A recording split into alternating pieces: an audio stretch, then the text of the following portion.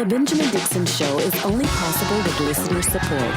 Go to www.patreon.com/The BPD Show.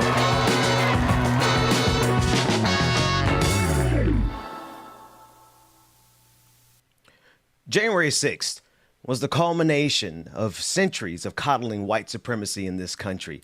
It is the apex. It is the apotheosis of everything that they think makes them supreme. But in reality, the rest of the world was looking at those people on January 6th, realizing the scourge that white supremacy has really become in America. Let's discuss that today. Up first, on the clock, with Georgia Ford.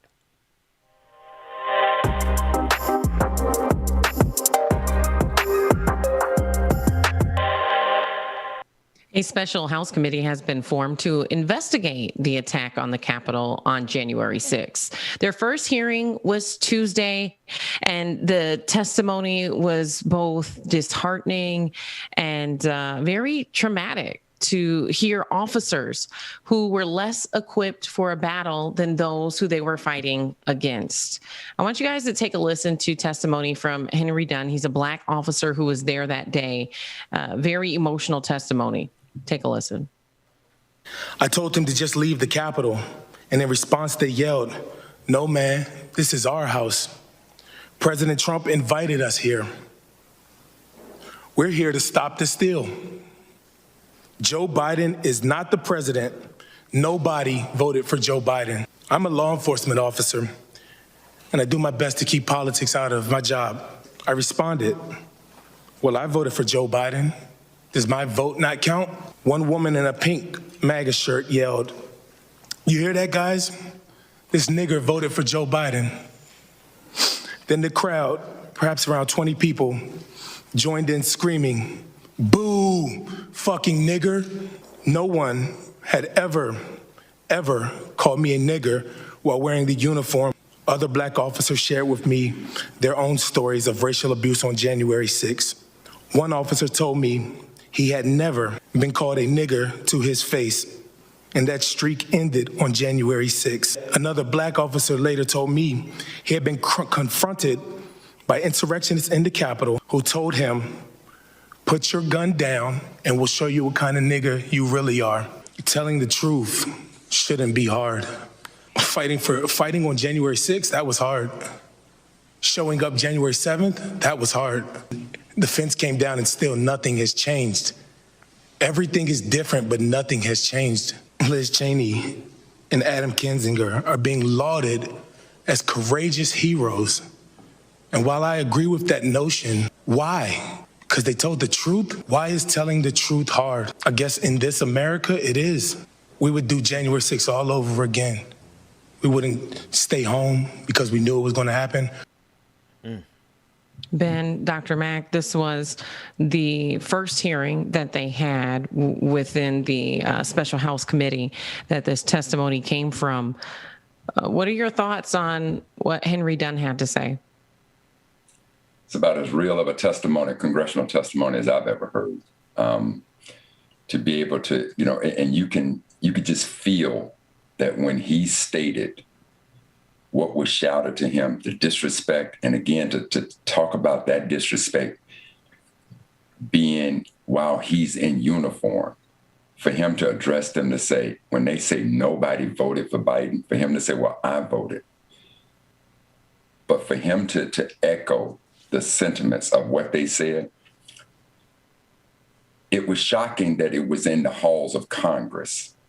And it was shocking because I cannot believe that he had the moral courage to say exactly what was stated, because that gives those members in Congress some idea. It should give them a very chilling idea of just how nefarious this insurrection and these individuals were. I simply applaud that brother for speaking truth to power. I mean, I'm humbled by that testimony. Yeah. I'm thinking the testimony and Brother Mack, as you're alluding to, not only his testimony there on the floor, but also the testimony that he gave during the event of January 6th. The fact that he told them, they said that Donald Trump won. He said, well, I voted for Joe Biden. Doesn't my vote count? Yes. And instead of answering that question directly, which would be, yes, your vote counts, they instead turned to their violence.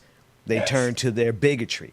They turned away from the inconvenient truth that more people voted against their Führer than voted for him. And so instead of confronting that reality, they turn to their bigotry and violence. Isn't that the pattern of white supremacy throughout history? Very much so. Very much so. You couldn't have put it any better. And, you know, the thing that crosses my mind, I know that we were having some off-air conversation about Henry Dunn's use of the N-word. Some people feeling that even in replays, maybe it's too much. There's a part of me that feels it's necessary for Americans to understand that here we are in 2021, and we still have people who are out here calling Black folks that word to their face in a very hateful and violent manner. What are your thoughts on the use of the N-word? Do you think it's something that, you know, maybe as media, national media outlets are going to be replaying this clip today, should they be bleeping that out to be respectful? Or do you think that that soundbite needs to be heard in its entirety so that people can feel it? First and foremost, America invented the word nigger. They invented that word to be derogatory, to be insulting, to be dehumanizing. They invented the word.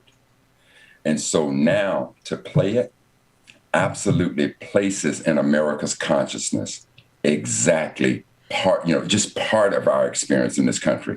So when we want to talk about the critical race theory, we want to talk about teaching Americans history, that's part of America. You invented that word. You absolutely invented that word. And so now you seem to have a problem hearing it, but you had no problem inventing it. You have no problem saying it. But when it's placed out in front of God and everybody, now all of a sudden you have a problem with it. I absolutely believe, because again, it shows, as Brother Dixon said, it just shows the bigotry of what they would do when placed on a fair field of an election and they lose that election. They are now going to turn to that bigotry. Yeah, every vote counted, but nigga, your vote didn't count.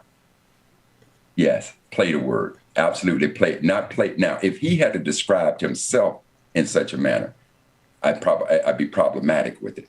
But he's simply telling you, he's testifying of what his experience was on January 6th. And that should place in the minds of every American that's listening to it. No, they didn't come down there in a peaceful manner. They came down there in a racist, bigotry, violent manner. So yes, play the word. America, listen to it. That's what you invented. That's what you created. That's what you all about. Ben? Church said amen. I come from a different perspective, but I completely agree with Brother Mac. My perspective is one of maintaining the platform that we're building here, and the kind of strikes that we get, not only from YouTube or even from iTunes, the podcast version. We'll get that explicit label put right on us. So I'm taking those things into consideration in terms of our platform. But I absolutely agree with Brother Mac in the sense of there's something about it when you hear it in the context of their full-throated bigotry, their full empowered bigotry. That thing hits you a little differently. If I could, I wish we could mute it in the ears of Black people, because we felt that impact all of our lives every time we got called that word. I remember the first time I got called that word. And perhaps the absolute right thing and proper thing to do is to allow white America, for you to feel for a hot second what it is like to be jarred into the reality that in this country, Black folks have been referred to, that so much so. Yeah, I know it's a different iteration of the word, but on my birth certificate, I was born in 1980. On my birth certificate, it says Negro. Come on. This is so deeply rooted in this country, and the variations and the iterations of that word have been used at all times as a categorization of whiteness looking down upon our Blackness. But, listen, Ben, even if you're going to discuss a solution, You cannot discuss the solution until you get to the quintessential reasoning for the problem. And so for YouTube or anybody else to go, no, we don't want to hear that. No, this is my experience. So you don't want to hear me, but you want to claim that you down with diversity, you down with trying to make a change? Then come to the stark reality of this is the way, this is our experience every day. You're uncomfortable for a second. You're uncomfortable for the short time frame that you have to hear the word. Try living it. Try living not only in that word, but try living and being treated that way, which again is why I say, not only do I condemn the word when it's being used by white folks and their bigotry, but I absolutely bring the same type of condemnation against black folks when we try to dress it up and use it as a term of endearment. There's nothing endearing about the word. It was invented to dehumanize, to insult, degrade us as a people. So yes. Yeah, and Ben, to your point, I think we could do a whole episode on censorship. No, I was going to say we could do a whole episode on the N-word. Yeah, well, and that too, right? The way these social media platforms have put a stronghold on Black creators, limiting the things that we're able to do, shadow banning us, turning monetization features off. And so it's really unfortunate that you can't be authentic and real without being censored to some degree. But I know that is a true experience, having had those experiences myself. The one thing that, bringing it back to January 6th, you guys, I keep thinking about is the fact that we've seen more than 540 people charged for what they did on January 6th. What are your thoughts on the fact that out of those 540 people charged, no one has been charged in the deaths of the 5 people who were killed? It harkens me back to the 16th Street bombing, if you will, right? When that bombing took place, how long did it take before justice was rendered against Dynamite Bob, who set that bomb in 1963? It takes me back to the murders of the 3 civil rights workers in Mississippi in 1964. The final guy who got accused, who got found guilty, he was 80 years old, Edgar Ray Killen. He was 80 years old by the time he was convicted. So in the words of Dr. King, justice delayed is justice denied. So the fact that, history will clearly show us, and even when you go back to these cases, the civil rights cases, in Mississippi, in the case of the 3 civil rights workers, they had 400 U.S. Navy sailors. They had local and state authorities looking for these bodies. And when they finally found them, and with FBI investigation, with all the evidence they had, the state of Mississippi absolutely refused to try these 21 men for those murders. This is exactly what we're seeing now. They want to change the narrative. They want to say it wasn't treason. Again, you don't even have to imagine if that had been Black folks attacking the Capitol in that manner. We would have never faced trial because, trust and believe, as Brother Ben said, they wouldn't have thrown the book at us, they would have thrown bullets at us. Make no mistake about it. So the fact that over 500 people committed treason, attacked democracy, and nobody is found guilty. And the one person, that we did talk about here, you get 8 months for that? Hey, welcome to white privilege.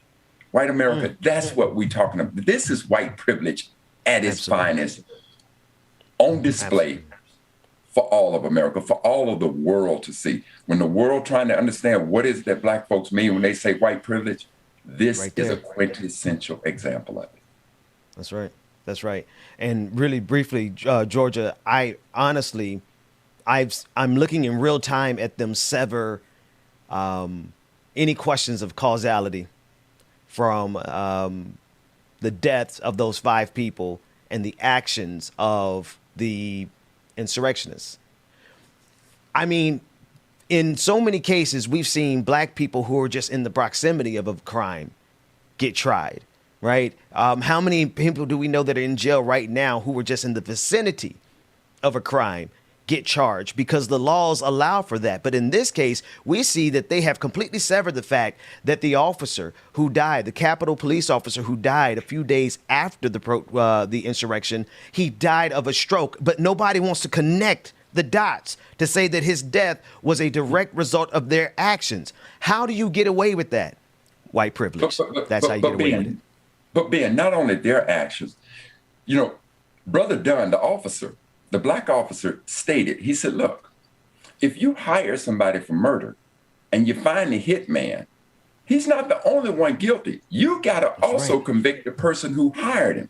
And there is no doubt who hired these insurrectionists. They had his name plastered all over their banners. Trump, That's Trump, right. Trump. You know, so again, when you look at that, when it's all of a sudden we're trying to figure out who caused this, there is no figuring out who caused this. You absolutely know who caused this. And I also like the testimony of the officer, I think it was Michael Fanone. And what I loved about his testimony is that by the time these officers had given their experience, their account of what it was like to be in their shoes, and again, these congressional members always want to talk about how heroic those men and women in uniform are, be them serving in war or protected, how proud they are and how heroic they are. And Michael Fanone, I love what he said. He absolutely condemned any congressional member who would try to look at this other than the evilness and the attack on democracy that it was. Absolutely. Well, you guys, I want to pivot here. Simone Biles announced that she's going to be pulling out of the gymnastic finals. I know a lot of us have been watching the Olympics and enjoying them. Some folks feel very strongly about the fact that she's stepping away. She cited mental health reasons, that she wants to be able to take care of herself, very similar to the decision we saw Naomi Osaka make when she decided to pull out the French Open for mental health reasons. And it frustrates me that when you have Black women who are making a decision to prioritize their mental health, and let's be clear, if you're not in a Black body and performing on an international stage, you have absolutely no idea the pressure that these women face, the anxiety that they are dealing with on a day-to-day basis, the microaggressions that they have to endure and being in these very white dominant spaces. Okay. And so it's very real when you have a Black woman who someone like Simone Biles has excelled and has achieved so much. She's making a huge professional sacrifice, and a person does not make those decisions lightly in order to prioritize her mental health. And in the same way that we saw Naomi attacked for her decision, we're seeing some similar backlash. I want you guys to listen to this clip from Charlie Kirk and hear what he had to say about her decision. So Simone Biles, who's obviously a very talented gymnast, decided not to compete in the gold medal competition. Now, she probably could have just competed and just kind of checked the boxes and they would have got a gold medal.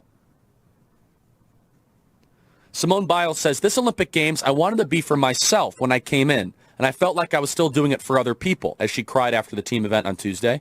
So that just, it like hurts my heart because doing what I love has been kind of taken away from me to please other people. Yeah, that's the point, Simone Biles. You're representing your nation, you're selfish sociopath. You kidding me? Today it's like, you know what? I'm not going to do something stupid and get hurt. It's just not worth it. Especially when you have like three amazing athletes that can step up to the plate and do it. So you know who has the gold medal? Russia. Russia. I have to go look at these 4'11" Russian Olympians chewing on their gold medals, smirking at the Americans. I'm not okay with that. But honestly, that's where we're headed. We are raising a generation of weak people like Simone Biles. Again, if you want to be, if she got all these mental health problems, don't show up. She's an incredible athlete. Of course she's an incredible athlete. I'm not saying, I just said she's probably the greatest gymnast of all time. She's also very selfish, she's immature, and she is a shame to the country. She's totally a sociopath. Of course she's a sociopath. Andrew says she's not a sociopath. What kind of person skips the gold medal match? Who does that? It's a shame to the nation. You just gave a gift to the Russians. Don't show up. If you're not ready for the big time, we got thousands of young female gymnasts that would love to take the place. Thousands. Simone Biles just showed the rest of the nation that when things get tough, you shatter into a million pieces. You know, Charlie Kirk, you are a shame. Keep him on the screen, please. But keep that white boy on the screen at all times. He is a during the rest of shame. this conversation. He is a shame. He is a shame to our nation.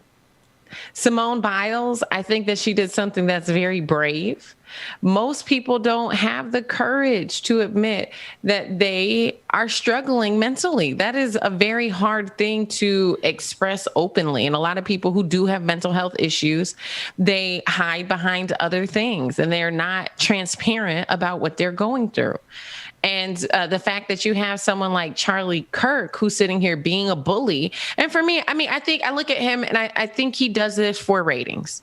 I think he does it for the clicks and the shares or whatever. But it is people like him that is fueling the silos that we have in our nation right now. It's people like him who are causing our communities to be racially polarized. You know, Georgia, it takes me back to June 22nd, 1938, Yankee Stadium. On that day, the Brown bomber, Joe Louis, was about to fight Max Schmeling for the second time. Because in that first fight, Schmeling beat him. And when I tell you, all of America, and no one has to imagine what it was like for black folks in 1938. But I'm telling you that the president of the United States, J. Edgar Hoover, was in attendance. That's how bad, when he talks about this national pride, that's how much national pride was in that fight, that they needed Joe Louis. I mean, the president himself came up to Joe Louis and said, Joe, we absolutely need you to beat this German, Max Schmeling. That's all they care about. That's all they care about. So now Barry Sanders, one of the greatest running backs ever. Many of us know that if Barry had to continue playing, he would have set NFL record for yardage way beyond. But Barry was looking out for his own personal health. And now you stated something, Georgia, about when black women bring this out. Naomi brings it out. Simone brings it out. But you watch where the attention towards mental health in athletic goes. They're going to go to Michael Phelps. That's because, and to his point, Phelps has been very sympathetic to what Simone has gone through. And he talked about his own mental challenges that he's still dealing with today.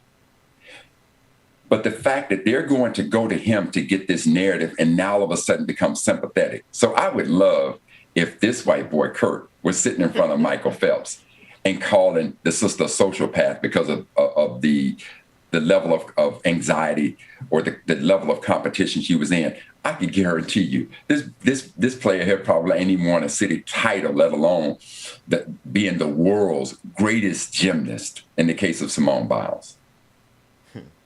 But it's par for the course for America. Brother Mac is certainly far more distinguished in his response to this white boy than I'd expected. We'll save it for the after party. All the rest of the adjectives that we have for this lump of clay, barely sentient lump of clay, who decided to put his mouth on our young black sister. Charlie, you have nothing about you that gives you any distinguishing accomplishment to suggest that you have the right to fix your mouth to talk about somebody as distinguished as Simone Biles. What's on your resume? Kissing ass? Right. That's it. So how do your entire organization, Talking Points, what is it, Turning Points, whatever it is, it's literally funded by you kissing the ass of millionaires, or rather billionaires, to go to college campuses to rally up a bunch of incel, angry privileged white boys and gather them all together to explain why they can't get no. That's your audience. I know you well, Charlie. All right, so let's not pretend as though you're qualified to be on the national stage yourself. So I would suggest that you back away from the big kids table, or rather from the big boys table, or rather even more precise, from Simone Biles' table, black women's table. You have no standing at the table of black women. None. Man, and look, listen, I'm trying to remember. Was it Megyn Kelly who was it? Who was the Megyn Kelly? That said, Megyn shut up Kelly. and bounce the ball, right? So now here this fool is, just shut up and do the flip. You can't even carry her jock, player. Come on, man. I need to be in the after party right now. Yes, I'm sorry. No, I think that we're seeing this pattern, though, of the harm and the violence that the white community continues to project on, especially black women, right? And it can be subtle at times, it can be passive at times, but these are the small nuances, the attacks on people in the black community. And so, I want to say something to allies. There are a lot of allies who have friends like Megyn Kelly and Charlie Kirk, and you guys you hang out on the weekend, go to your cabins, hit the lake, whatever. You guys need to speak up, need to start to denounce the rhetoric before it even gets to the internet. And to me, it's disheartening. You have someone like Simone Biles, who is very accomplished, beautiful, talented, and for him to even insinuate that he could put other people, that other people could take her place. Yes, I have some things to say in the after party too. And Georgia, trust and believe this. I'm trying to tiptoe and be nice and be professional. We're trying our best. But check this out. All those other little girls that he's talking about, those thousands of others. Hey, Charlie, they didn't make the cut, player. They didn't even make the cut. And trust and believe, had the team been comprised of all those 1,000 little girls, you'd have been lucky. You wouldn't have even got the silver medal, okay? And Russia, you still be looking down on them. But again, this is that Cold War mentality. Don't care nothing about the soul of the sister. All I care about is this nationalism. And if you want to call her a coward because she didn't compete fairly, what would you call those 500 plus insurrectionists that broke in when they lost the election? What do you call them, Charlie? That's right. Let me hear that. Let me hear that commentary there, since we want to talk about winning and losing. What do you call your little 500 brothers and sisters, your cousins, your stepchildren? What do you call them for what they did on sociopaths? Real sociopaths. Here's the gag. Sociopaths, treasons, call it whatever you want. Now, Charlie, like Brother Ben said, player, you're not qualified to sit at the table to talk about black women as accomplished as Simone. But now go in there and talk about your own. Let me hear the commentary about them 500 on January 6th. Let's hear that. No, his commentary is the ass-kissing commentary. Like, I'm sorry. Listen, I'm gonna leave. I'm gonna leave him alone, and we'll save a little bit more for the rest of the day. But the thing about this is that he understands his demographic. He understands his audience. There are so many conservatives who are out there. He is popular now. He is going to be even more popular because he said these horrific things about our young black sister. And that lets you know what the commodity of exchange is for conservatism. And it is the exchange of bigotry and hatred towards blackness. That's how you promote yourself. If you look at anyone who has ascended to the top of conservatism, it has been on the backs and the bones and the blood of black people. And this is what he's doing right now. He's going to get rewarded for this bigotry. Well, I tell you what, now he may get rewarded from them, but he just put a big target on himself as far as we're concerned. And I'm not talking physical target. I'm talking about being critical of who this fool is. And like you say, if you know that clown the way you know him, man, Well, bring him on. Do you know how many people in his audience are struggling with mental health issues? Mental health is not something that's exclusive to the black community, okay?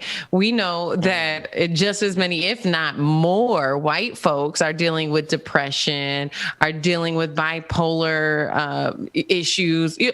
So mental health, it crosses all spectrums. It's not exclusive to poor communities. Affluent people have mental health issues too. So he better be careful there, because he might be, kind of pissing off his own base. He doesn't. You're absolutely right. But the reason he doesn't care is because they know they will sacrifice the well-being of their community, their mental health. They'll let the police shoot down white folks just so that they can celebrate the hatred and bigotry that they have for black folks. And that's the audience that he's catering to. Mm-hmm. Well, you guys, we are on the clock. I want to thank you so much for joining us. Stay around for more on The Benjamin Dixon Show.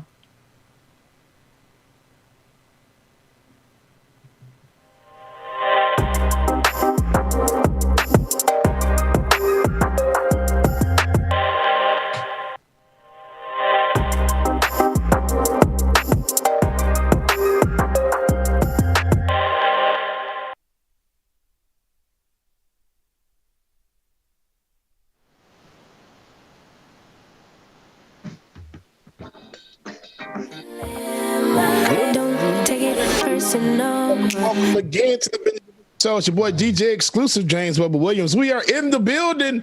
Good morning, y'all. I look so bright. Look at me.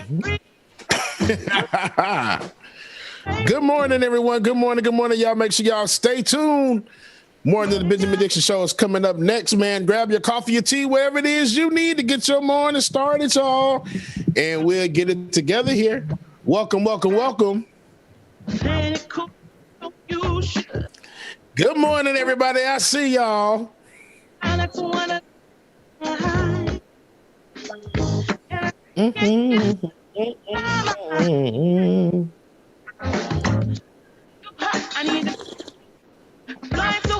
Somebody put up the bat signal and Bubba came. Look at that. Hey.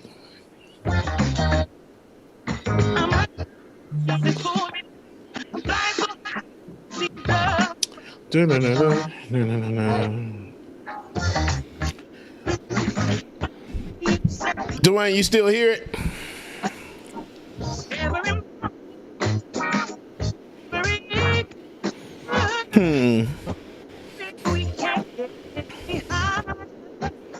Oh, it's probably this microphone. 1 second.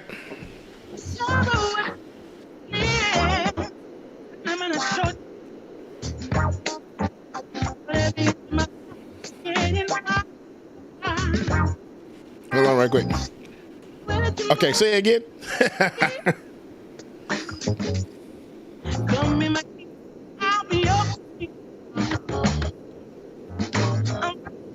Okay.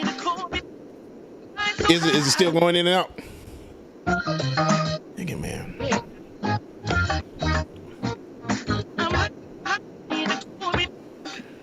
Good morning again, y'all. Y'all stay tuned. Having some issues, still trying to work out this new computer, y'all. So that's what it is. So give us a second. We'll get it together, all right? Well, I'll get it together this week.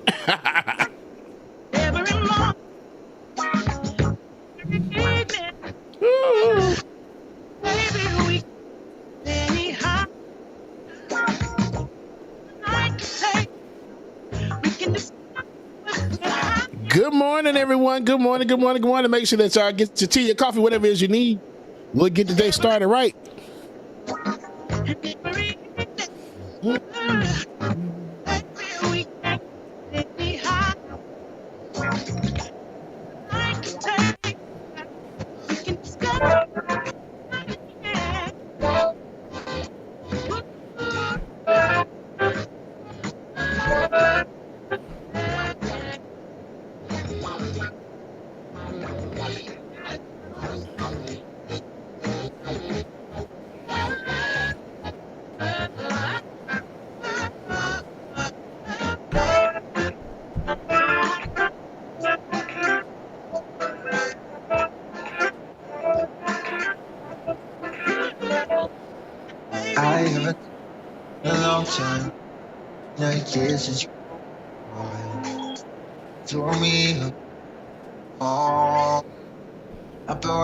All right, y'all, I'm disappearing for a second, so if you see me go down, it's because I'm trying to get on this equipment, okay?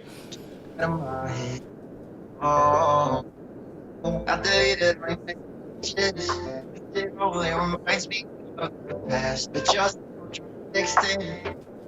Randy saw that all. My music don't want my music to be good at all this morning. And you keep me on. I'm not your, I'm not the only girl to stay with you. No, why you keep more than me? What makes you think go back? Why would I try again? You're not listening. No, you keep saying you change, but we both know people don't change. It's time to let go. Why won't you leave me alone? I deleted all your messages. It only reminds me of the past, but you're still drunk texting me when you're lonely. Good morning, y'all. Yes, the music is choppy. That is the equipment, and probably because this new computer doesn't have an Ethernet connection, so it is Wi-Fi until the Ethernet adapter gets here. So that is probably why you hear that choppiness, because we're not on Wi-Fi, right? I mean, I'm on a Wi-Fi signal. But once we come back to the show, then I will get started and see what I can find out. So y'all hear a little choppy chop for the next few minutes, okay, y'all? Love y'all, mean it. It only reminds me of the past. You're still drunk texting me when you're lonely. Why you keep calling me? I'm not your friend, I'm not the only girl. You don't need to know me. Why you? Why you keep calling me?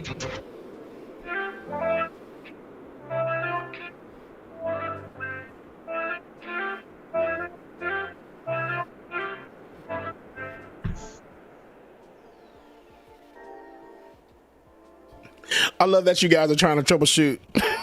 That's so cute. Y'all are adorable. Tell me what it is. What you want for me? What you want for me? Tell me what it is, what it ain't. Oh, they just made going through again myself about it, boy. This about it. So I the world had on riding and cruising.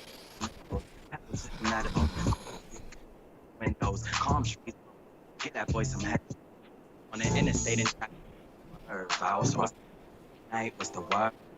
What's the links to me? Oh, now I got she got it. Give me the geek down. Why y'all trying to make me sing this morning? Jesus. Tell me what you want. Front like I. Let me take you. How much? Yeah, Philip. Look. I don't give a. Cause you the one. What do y'all want me to sing?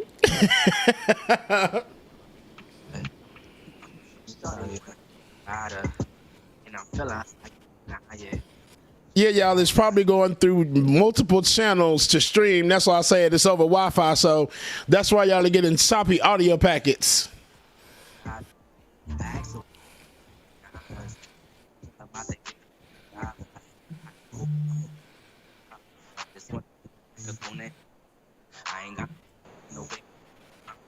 How's that, y'all? How's that?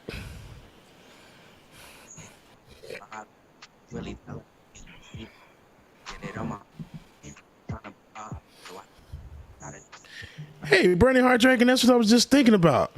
Sitting on the dock of the bay. I don't know the rest of the song. All right, y'all. We'll be back shortly. Y'all make sure you stay tuned. We got more coming up. Now I'm starting to get choppiness from everybody. What you want? Tell me what it is.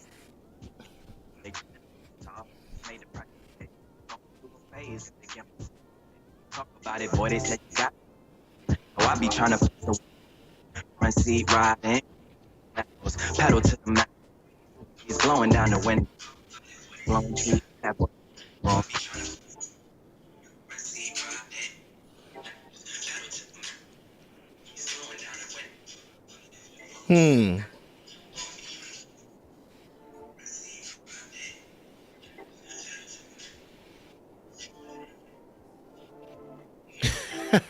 Hey, Dwayne, can you drop some audio for me while I try to get this taken care of? It seems like it's some issues going on with the audio stream right now.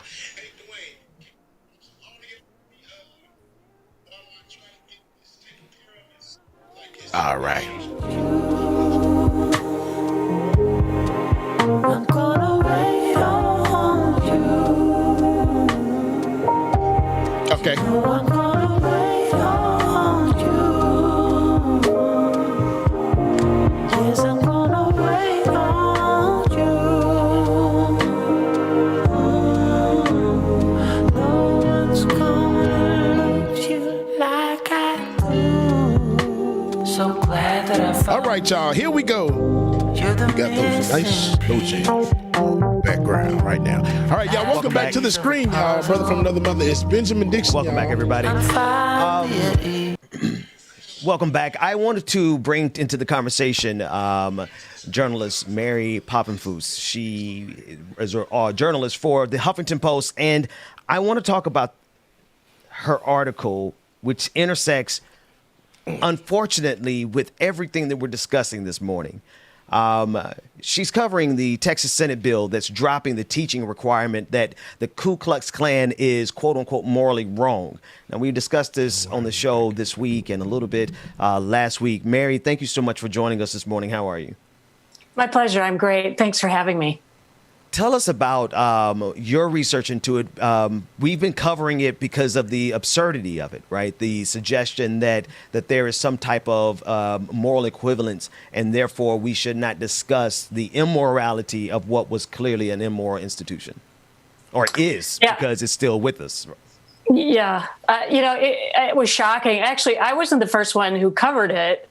The Texas papers had the story Friday, and a lot of people talked about white supremacy, and that white supremacy was no longer to be considered, or no longer to be taught, as morally wrong.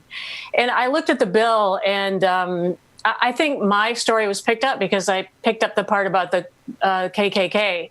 I just thought, why not go right to it? Because that's what's at the heart of this bill. And I think there's something so horrifying about the Klan. And to see those, we have these great historical photos of the Klan that I pull out when I can, because I think they just strike terror into everybody's heart. And that's what we're talking about. I mean, our house is on fire. I'm sure this is going on elsewhere, but Texas put it in black and white. And it took me a while. There was an earlier bill that was passed. It was a House bill that was passed. I think the governor signed it in June, and that had the list of the curriculum. And I saw the Senate bill, and I thought, well, where is it? What did they cut? So it took me a while. It took me about a day to compare the two bills. And there's a long list of cuts. I mean, they cut the Emancipation Proclamation. They cut every woman's name out of the required curriculum, every person of color's name. They cut out the entire Native American history. And of course, the most shocking was that, white supremacy, including but not limited to eugenics and the Ku Klux Klan, would not be taught, and it would not be discussed as morally wrong. So this is just like ground zero of what's happening in this country, I think. And they were dumb enough to put it in writing. Bro, Mac. So you have to go back and ask the question then, is murder morally wrong? Nobody could argue that. So, from a historical perspective, let's understand when the Klan came into formation. The Civil War is lost, which now, and you go back to January 1st, 1863, when Lincoln issued the Emancipation Proclamation. So, let's strip that as well. But then after the end of the Civil War, April 9th, 1865, now you got the passage of the 13th Amendment on December 6th, 1865. That loss was so devastating that now 6 ex-Confederate officers meet down in Pulaski, Tennessee on Christmas Eve, December 24th, and they find this little group known as the Ku Klux Klan. So now let's come more into modern day, and let's talk about the morality. Just a couple of cases of the morality behind the Ku Klux Klan. Most of us are familiar with the 16th Street bombing, but I need people to understand how horrific it was. So September 5th, 1963, Addie Mae Collins, a 14-year-old little black girl. Carol Robinson, 14-year-old little black girl. Cynthia Wesley, a 14-year-old little black girl. Carol Denise McNair, an 11-year-old little black girl, died because of a bombing on November 18th, 1977. And if anybody wants to debate the morality of the Klan, just go ask the largest law enforcement investigative source in this country, the FBI, because the FBI has an incredible dossier on what immoral acts were committed by members of the Ku Klux Klan. So on April 18th, 1977, Robert Dynamite Bob Edwards Chambers was a known member of the Ku Klux Klan, and he was convicted of first-degree murder. Now, again, if murder is not a moral issue, then I don't know what is. Now come back to the state of Mississippi, those 3 civil rights workers. We're talking about James Chaney, Andrew Goldman, Michael Shawarner. August 3rd, 1964, there was an informant who was a Mississippi Highway Patrol, who's now deceased, by the name of Maynard King. He was known as Mr. X to the FBI. He told them, and keep in mind, they had been looking for these civil rights workers for a long time. You had local state authorities. You even have 400 United States sailors looking for these bodies. But on August 3rd, Mr. X tells the FBI where the bodies are located. The next day, they find the bodies of these 3 civil rights workers. November 1964, 21 men, based on this informant's information to the FBI, 21 men are charged with murder. The state of Mississippi, and knowing they were Klan members, the state of Mississippi refused to bring charges against them. So on October 6, 1967, in a case, United States versus Cecil Price. But who was Cecil Price? Cecil Price was a deputy sheriff in Neshoba County. Yes. Yep. Yeah, I want to. Let me jump in there and grab it, only because we have Mary for a limited amount of time, but I need to couch it in that history, right? So there is a clear historical precedent for the immorality. I mean, the receipts go on and on and on and on, but there's a game that is being played that has very deadly consequences, and it's a game of, are they trying to get away with a whataboutism? Are they trying to say that it's all a wash, or are they simply saying we don't care that that the KKK is immoral? We're taking a firm stand on the side of the KKK in your research. I think they're trying to thread the needle. I mean, outrageously, when some of these politicians were asked about this, they would say, well, we haven't banned the teaching that the KKK is immoral. It's like, oh, okay, then we're all good.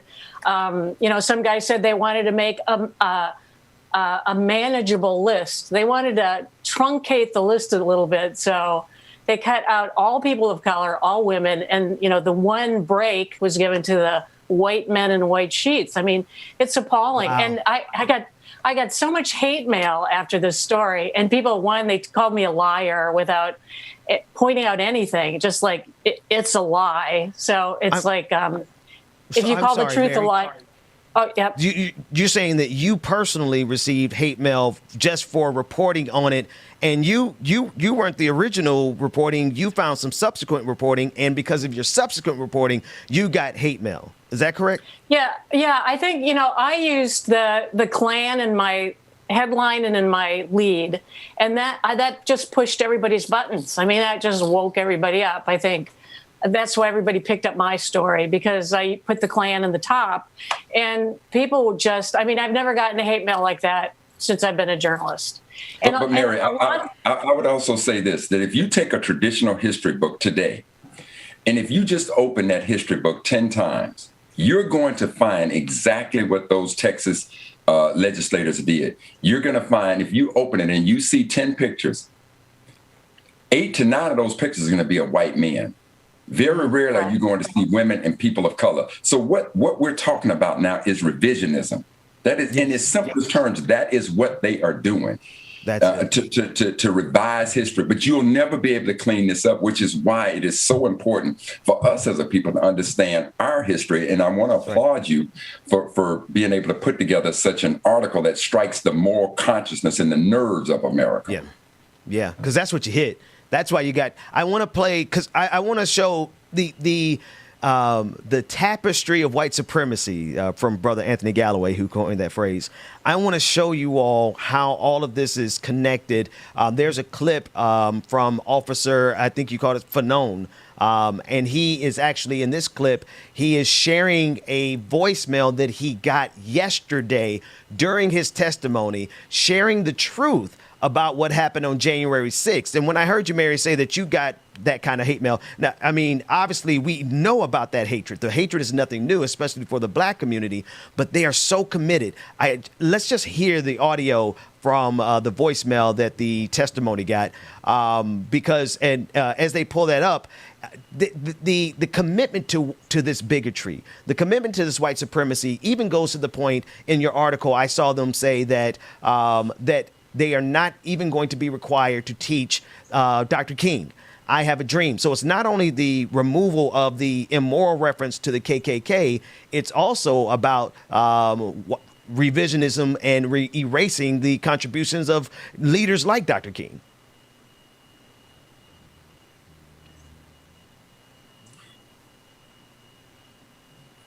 So, Mary, given the... From Michael Fanone, Metropolitan Police Officer, you're on trial right now, lying, and you want an Emmy, an Oscar? What are you trying to go for here? You're so full of shit, you little fat.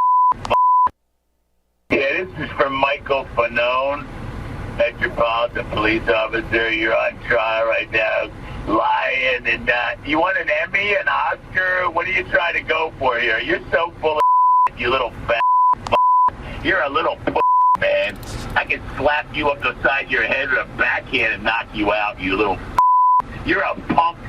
You're a lying. How about all that scummy black scum for 2 years, destroying our cities and burning them and stealing all that shit out of the stores and everything? How about that, and assaulting cops and killing people? How about that, you That was the goddamn Capitol. I wish they would have killed all you scumbags. Yeah, let's hold it there, because I think we get the point, and it goes on for another minute or so. They have a vested interest in covering over this type of hatred, but the hatred is boiling underneath. They can't hide this. They, as much as these governors are trying to do away with quote unquote critical race theory, and they're trying to engage in revisionism, Mary, you see this firsthand. We've seen this firsthand, but they can't contain themselves. What do they actually think they're going to accomplish with this legislation when their constituents are out here declaring to the world that they are this bigoted? Yeah, I don't know. I mean, it's a huge dog whistle. We have to, I don't know where we're going.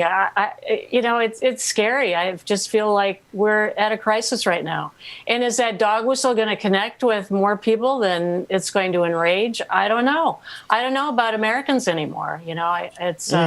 It's really appalling. And, the response I got, I mean, a lot of people talk to me too. It's like, well, this isn't banned, right? It's not like banned to mention Martin Luther King Jr.'s name in a classroom. And again, I said, no, it's not banned. Teachers yet aren't going to be fined or sent to prison for mentioning Martin Luther King, but that's the road we're on. I mean, it's no longer in the curriculum. What's possibly the most important speech in the entire civil rights movement is no longer required to be taught. It's shocking. I mean, thank God some people aren't so clever or crafty, and they put this in writing so we can see it. So Mary, let me ask this question. Prior to this article and you receiving, was this an eye-opening look inside of the hatred of America for you, given the responses that you've received as a result of this article? It's always affected me. And I think, you mentioned Fanone, but I thought Harry Dunn, his testimony yesterday was just heartbreaking. He seems like the perfect cop. I've read about his interviews in the past where he poses with people in the community and it's, that's just heartbreaking. But I think what was really chilling was the Klan. I mean, how low can you go? To me, that's like, that's like Adolf Hitler. Where do you go? Below the Klan, where do you go? There's nothing more horrifying, and I think, in American history. They're American terrorists, and they're racist American terrorists. And somehow they've been elevated. But my question to you is, did this, I get the impact, but what did this do for you now all of a sudden to push America's button and to receive the type of backlash? Was it a revelation to you? I get that you've seen some of the things, but now this is directly aimed at you. So how was it for you to see it from that viewpoint? Yeah, it was. I mean, it was unique. So it was eye-opening in that point of view. I think, people just shutting it out was upsetting. The fact that people don't think this is bad enough, because it's not banned. It's like, okay, where do you draw the line? I think this is a place to draw the line. I think the words Ku Klux Klan, rang a bell with me. I've never seen any kind of defense of the Ku Klux Klan in legislation that I've read, and that was definitely a defense. However, it wasn't saying the Klan is great, but that was the message. The message was, it's morally ambiguous. That was the message, which is horrifying. In comparison to the amount of hate mail that you get, how would you compare that to the amount of supportive letters that you may have received? Well, there was a great response on Twitter. So that was, everybody picked the story up, which to me is affirmation of it. I was attacked by Fox and some other kind of rando cyber thing in Fox. It was like, Fox attacks me, it's a badge of courage. So I appreciate that. That's the truth. That's the truth. And lots of people picked it up and it got out there. So I thought that was great. And it's interesting how you frame the argument, because other people have talked about white supremacy, but the Klan just rang everybody's bell. So what I worry about is people get used to it. They say, oh yeah, the Klan, well, we just read about them last week, big deal. So people start to get that is the terrifying notion. Mary, one of the things I've echoed over and over again is that we need to change our focus from looking to those in sheets as the ones that are dangerous and begin to look at those in suits as the ones that are even more dangerous. Yeah, that's for sure. That's absolutely the enablers are the worst. The people who enable because they know better. They're not the total lunatics. So. And so, Mary, was it also come off with the appearance? We're gonna have to hold it there, Brother Mac. Sister Mary, popping for us. We want to get you back as you continue to bring highlight these type of situations. I am fascinated with that specific fact, though, that despite all the different parts of this that are inflaming and inflammatory and infuriating, it was when we called a thing. When you said it was the Ku Klux Klan that was at question in this legislation that triggered such a repulsive response. Thank you for joining us this morning. Thanks for having me, and keep up the good fight. Absolutely, will do. We're going to take a quick break. When we come back, we're going to switch it over to Like It or Not. We have a lot of videos to cover. Brother Mac, if you don't mind hanging out with us for a bit more, we got some clips. We got a few miles to go. We'll be right back after this. Thank you, Sister Mary. Sure. Thank you.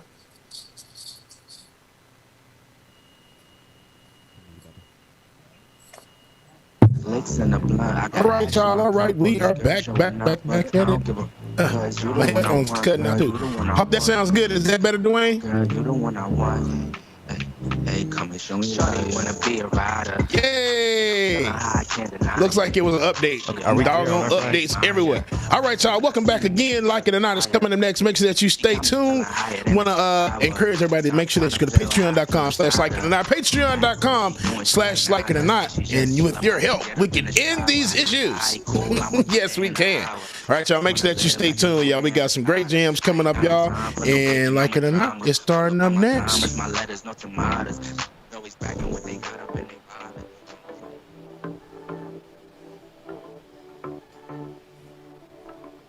Okay, cool.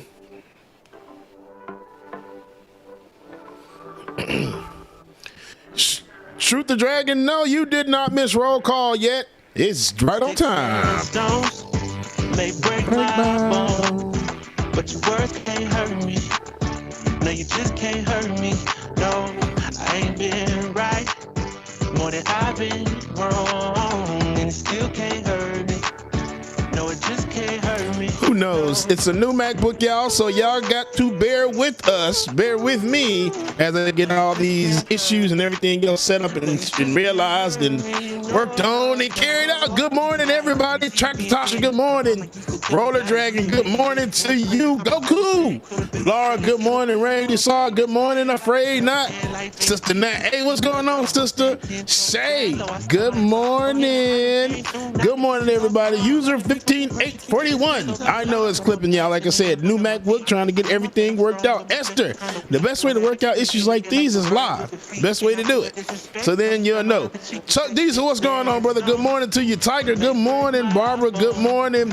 Industrial Arts, good morning to you. Shout out to everybody that's on Twitch, Twitter, Facebook, YouTube, wherever you're streaming from. Make sure that you hit that like button, share, subscribe, and all of that good stuff. Alicia, good morning, sister. Thank you. I appreciate that. Six Dragon Daddy, good morning. Mark S, good morning.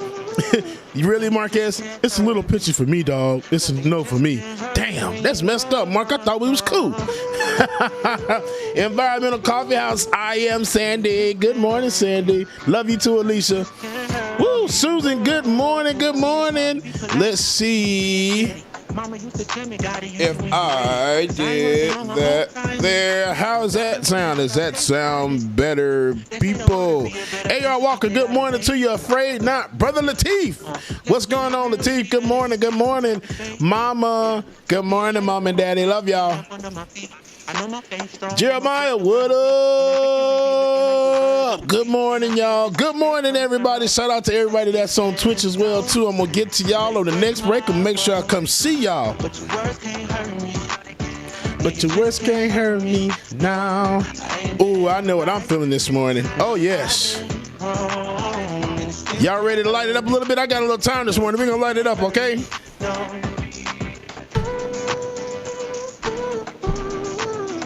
You just can't hurt me. No, you just can't hurt me. No.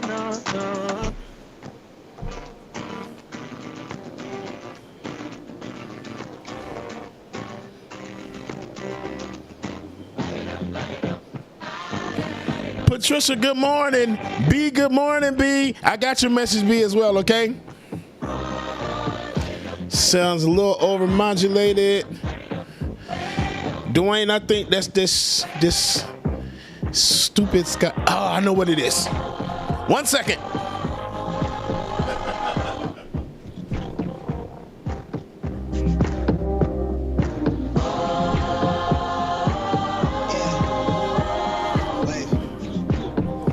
So many settings and buttons, Jesus. B, love you too. Yeah, that's what I figured, Dwayne. I already knew what it was too when you said it. Roller Dragon, good morning. I think I missed you, Roller Dragon. Tyler Hackman, what's going on, brother? Good morning. I never so packed for the stack, never lied on the rap, got a bag from the way that I write it. Queen looking Tyson, do that ass survive, doing 80 to the house, then I hit her to the sky change. I told y'all we was gonna get it figured out, y'all. Y'all have to be patient. Patience is a virtue. And I'm lying, I'm not patient at all.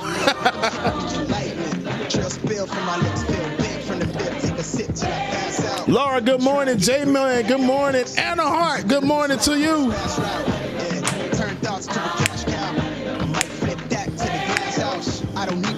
Oh, Roller Dragon, they're pretty good once you get everything, the kinks and everything worked out.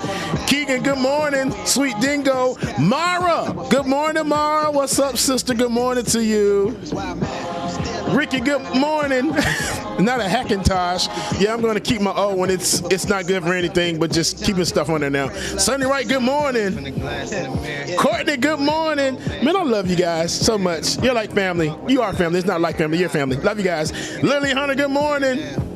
Start to feel like I'm on one. Mark S, yes I am. I got my tech degree now. Yay! Got snakes in the grass, no brakes on the head, but it's all fun.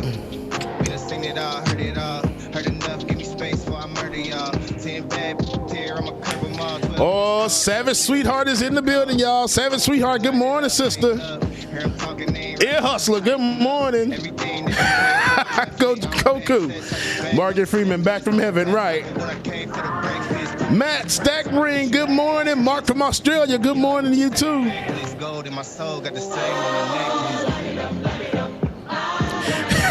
The next whiz, I'm trying to be, you know.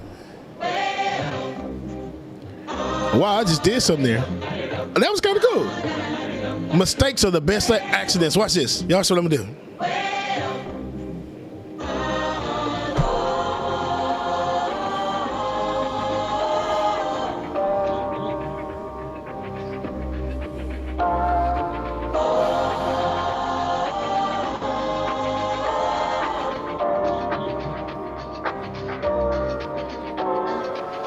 I'm a little bit nice. I'm a little bit too consumed, but every part of my body is telling me to run away from you. Come a little bit closer. Yeah, yeah. Come a little bit closer. Yeah. You're a little bit crazy. It's been days, but you never. Bethany, good morning. What's love got to do with it? He comes around, better knock that stuff down. Come a little bit closer. Thunderbolt 4. When I tell you it's a pain in my ass, Roller Dragon. Yeah. So all my ladies who got a brother that doesn't treat them right. Burning Heart Dragon. Happy accidents are good. Bye-bye. I'm too fly. I'm too fly. Bye-bye. Bye-bye. Bye-bye. You're a little bit selfish. You get mad every time you lose. You can't take me with you. I'm scared you're gonna blow your fuse. Come a little Bryce Blackwell, good morning, brother Bryce. Yeah, I can really start over. Y'all special to my ear boy. Y'all is real special. In the back of my mind, there's someone waiting on me. You're just wasting my time because you're scared and lonely. Finally got some closure. Yeah, I can finally start over. Yeah, so all my ladies who got a brother that doesn't treat them right, put your finger right in his face and tell that man bye-bye. I'm too fly. I'm too fly. Bye-bye. Bye-bye. Bye-bye. Here's to the memories. She's too used to be. Brenda Johnson, good morning, sister. Good morning. The Minister of Music is in the building. Glad that's what you believe.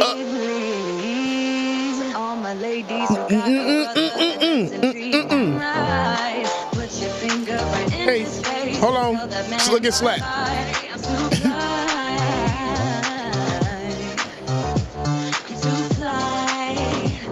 Bye-bye, bye-bye.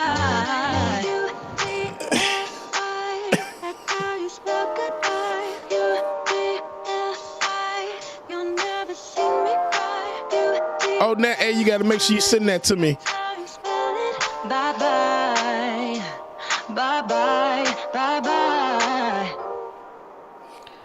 All right, y'all. Now it's time for Like It or Not, y'all. It's about to go down. Wait a minute. We're not rolling. Never mind. Yeah, no, we're not. I'm going to punch all of y'all in the face. God damn it. We're going to roll that freaking intro every goddamn time. It did change and Like It or Not on the screen. I want that intro roll, goddamn. Because that's, right. no. You, Ben, Run the intro, man. Run the intro. Ben, thank you. Run the intro, man. Like It or Not with Benjamin Dixon starts now.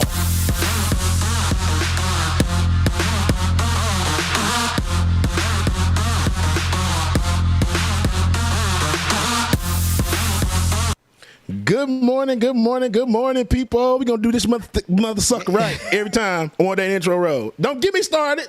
I'll flip this here real quick, man. Don't get me started. Good morning, y'all. How y'all doing today? I'm back in the house. We here. What's up? James. Hey, man. Yes. Hey, we glad to have you back, man. It is Tuesday. It is Wednesday, July 28th, 2021. Welcome to Like It or Not, where we're free to tell the truth. Like it or not. Whether you like it or not. Thank you, Dr. Mac. Thank you. Look, I was trying to headphones and keep clipping. Amen.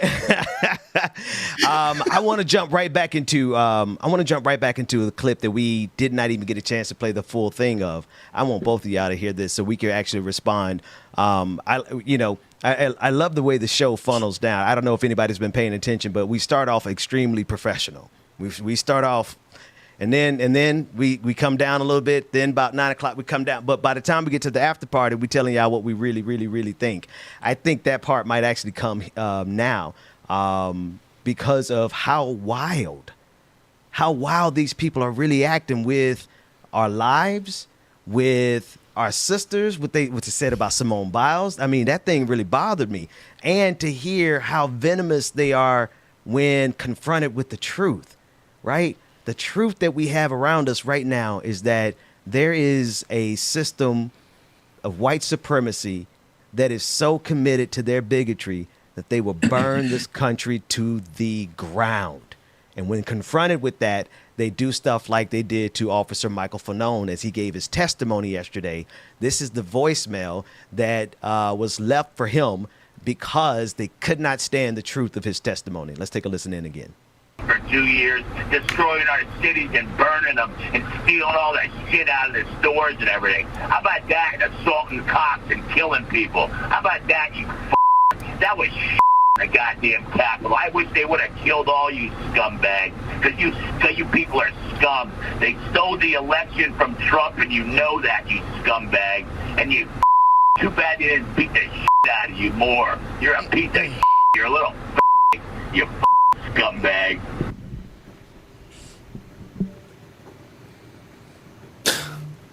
It was important for you. You did not want us to censor that. What do you say to that? What do you want people to know? And that idiot. I mean, I remember like my first reaction immediately after listening to that phone call, which I actually received while I was testifying in the hearing today. This is what happens to people that tell the truth in Trump's America. Yep. Thing is, though, James and Bro Mac, this been happening to black folks even when we weren't telling the truth, but especially when we told the truth. And Bro Mac, I appreciate the question that you had for Mary in the last hour, because the real truth that I wanted to hear from her, that I was fascinated by, was how did it impact you?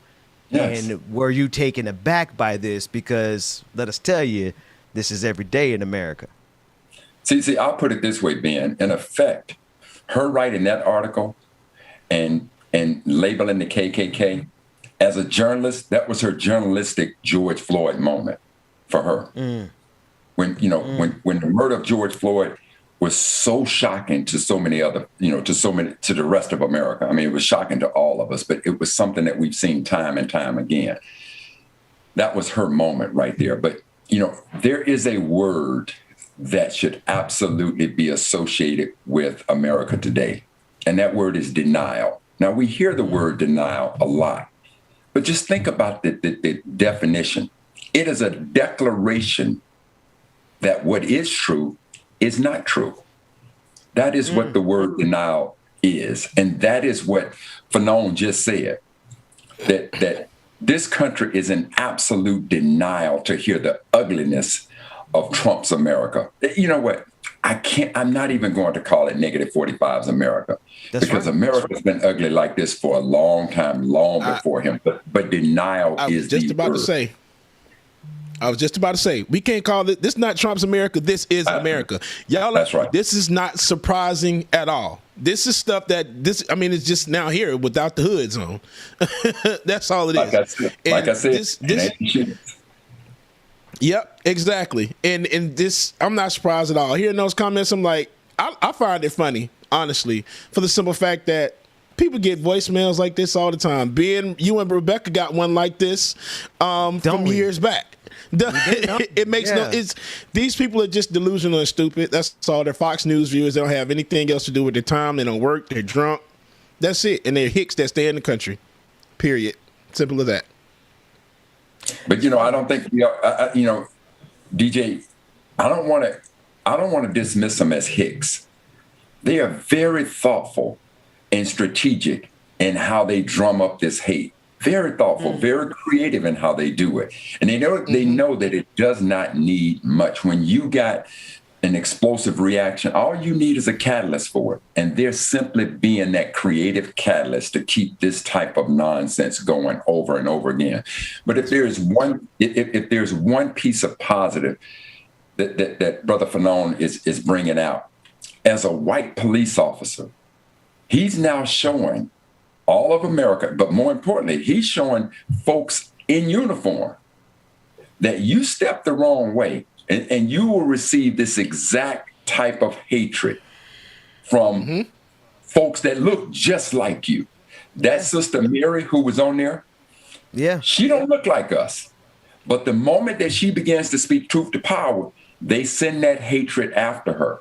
Even when you go back, now that we're in the Olympic season, you go back to 1968, when those brothers stood on that platform in Mexico City and raised that fist. The president of that university stood in support of them. And the amount of hate mail that he received for standing in support of those two brothers, this is what America does. And this is why we have to continue on this show, Brother DJ, Brother Ben, to have that courageous conversation. Bring your nonsense on. We ain't not running from that, players. Come on. Like it or not. Like it or not. At all. That's the thing about this, though, is that they are so confident in their bigotry, and they're confident in their mediocrity. They really. They don't even realize what it took to survive their ignorance. Really kind of made us all masterminds. I mean, when we're thinking of a master plan, because we had to as black people, right, to survive white supremacy, to survive capitalism. And so the physical strength, the intellectual strength, the moral strength of black people who choose to tap into it, because not all of us do, right? It does give us an advantage that they should be concerned about. But the thing is, Doc, all we're asking for in this country is equality. And you would think that we were trying to come after them. And because to them, they've shown us every single day that the game is up, the jig is up. They know that equality does mean that they have to relinquish some of their power. That's what they fear. But Ben, here's the other thing I want to talk about. When we talk about the creativity of their efforts, I want to take this to those, as I said, the most dangerous individuals in the arena of moving towards progress are the so-called liberals. Now, even on a show like this, see, when we begin to talk about our truth and our experience, look at these social media owners like YouTube and Facebook and Twitter and the likes. If we begin to speak too much truth to power, now they find their subtle ways to go, what we have to censor. They don't want to say the word censor, but they want to talk about protecting the community. This is a way of shutting us down. If you want to know my experience as a black man, don't think that I'm going to serve this up to you in some pleasant kind of way, because for us as black men, this is not our reality. Our reality is not told in a way that makes you feel comfortable. This is what we deal with. So for those organizations, the same way, when we began to speak truth, all of a sudden now they want to take the Ben Dixon show down for a week. Because of what? Because we spoke our truth? Get the fuck out of here. Facts. I believe myself there, Ben, like it or not.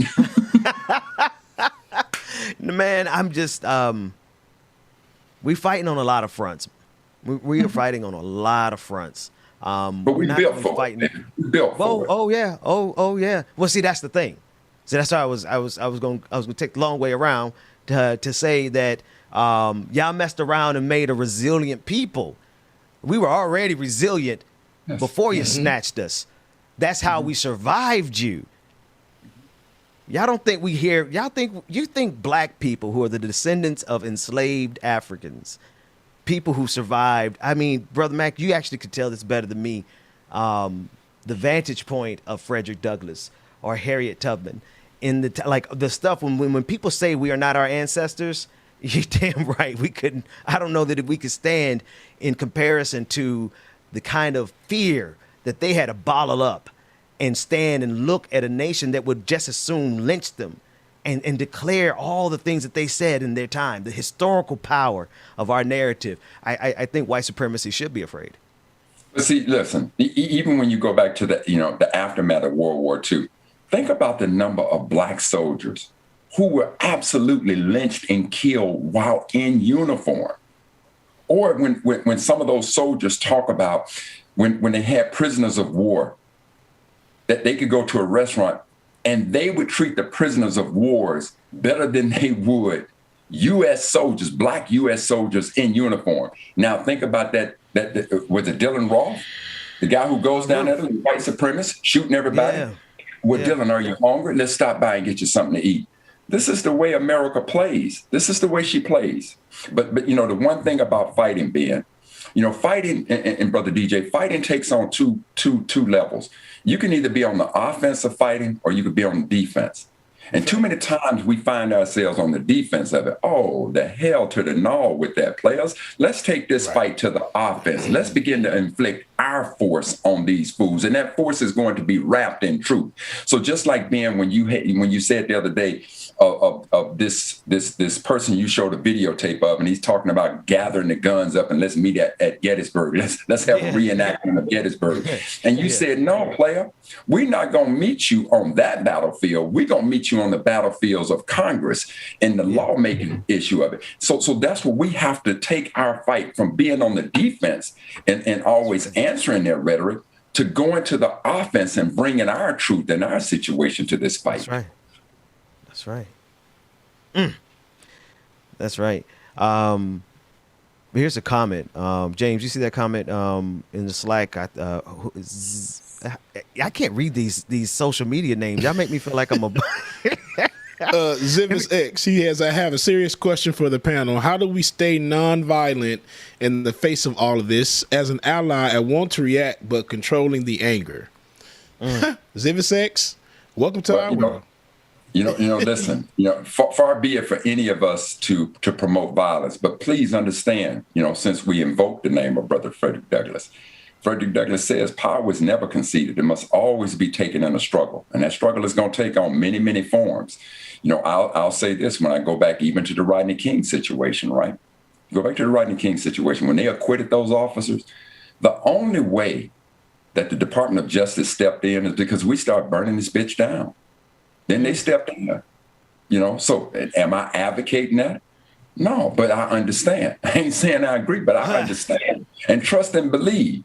When I was on those streets of civil rights, that fury gets to the point, and I've just come to understand that racism and bigotry does not deserve diplomacy. And that's part of what's wrong with the Democratic Party. See, the Democratic Party tries to play by the rules. The Republicans don't give a damn about the rules. They will change the rules anytime they want to. Facts. If you are in a 100-yard dash and they feel like they're losing, they just gonna either move it up so that because they won after 10 yards, or they're gonna move it back another 20 yards. They don't care about the rules. So I'm just simply saying that you understand this history, understand that the way the game is played, and adjust to the game. And if it needs to be changing the rules, so be it. That's something, man. That's something. Hey, James, I got video. I got video of Bruh Mac like back in 2004 where he had well, you got to help me out with something, Bruh Mac, because you went through some phases. Like you went through phases where you had less hair than me, and then you went through phases where you had looked like you could have had an afro if you wanted to grow it. So it was like being bald for you was like optional back in the day. True. Anyway, well, we got send that video over to Dwayne. I want to pull that up. We don't have to pull it up now, but it's video of him back in the day as in the streets, like literally doing the work, shutting down highways. Now, I'm going to tell you the truth. I didn't know folks were shutting down highways until this new iteration of the movement, Black Lives, moving for Black Lives. And we've seen that activism. We've seen people shut down highways quite a bit. But, Mac, you were shutting down highways back in 2004. Actually, it was 2000. I want to say it may have been 2002 that happened. And it was over a similar situation. I worked as an engineer for King County government. And there was a King County deputy sheriff who shot and killed a black man, Robert Thomas Sr. And I took time off from work to actually go and sit in the inquest. And an inquest is simply a fact-finding proceedings. And I listened to all the facts behind that situation. And that thug cop, Mel Miller, who shot and killed Robert Thomas, was as guilty as sin. And so after the funeral of Robert Thomas Sr., which was held at Mount Zion Church in Seattle, they counted on us doing what we had traditionally done. After the funeral, we're still up in arms, and we're going to have a march down to City Hall. And so they had 2 motorcade cops leading a parade. And I wasn't, the leader of that was Reverend Leslie Braxton of Mount Zion. And so I said to Pastor Braxton, I said, look at this. This is nothing more than a dog and pony show. You want to do something?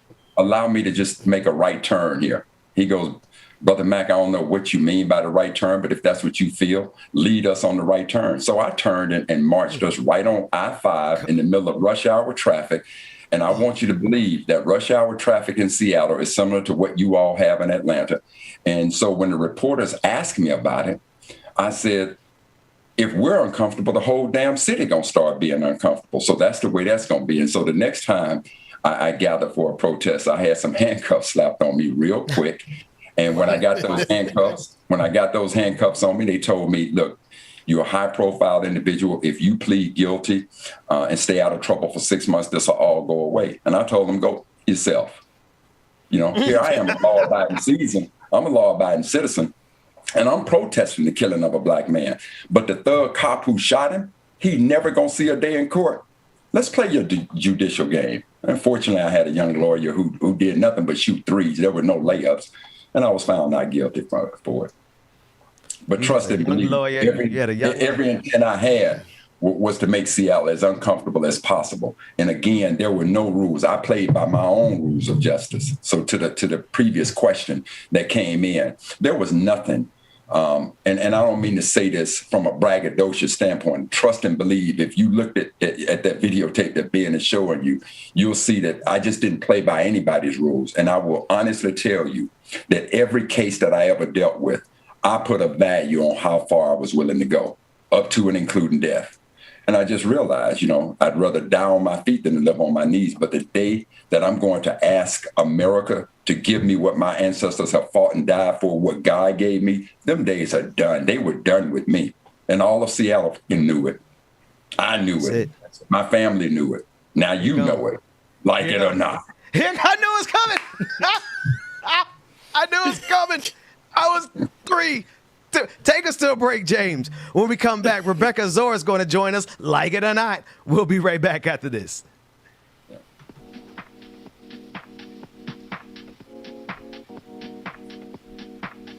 All right, y'all, make sure that y'all stay tuned. Sister from another mister is going to be coming in. Rebecca Azor will be joining us shortly, y'all. Until then, we're going to get y'all with some good music. In the right place to move. In the right place for you. Always stay up all night. Watch the neon light. Touch you one second numb. Heartbeat stuck on drum. Be the fantasy. Give yourself to me. Stay in this moment. Just hold on, hold on. We back tonight, babe. Tomorrow it's gone. You in the moonlight. It's all that I want. It's all that I want. It's all. We can touch the sky, babe. It's a natural high. I know I'm alright when I look into your eyes. Give it to me, funky baby. Give it to me. Come on now.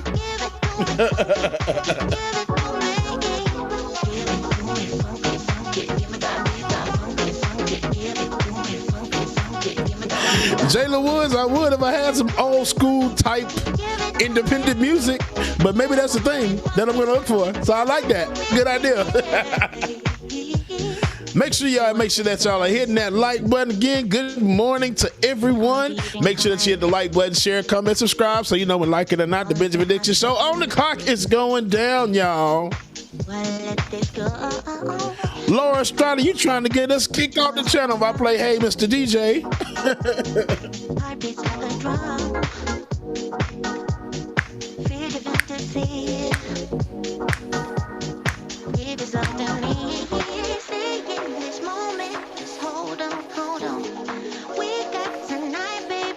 Savage Sweetheart, why are you snitching over there? You don't need to tell them that what all we did yesterday. Shh, be quiet.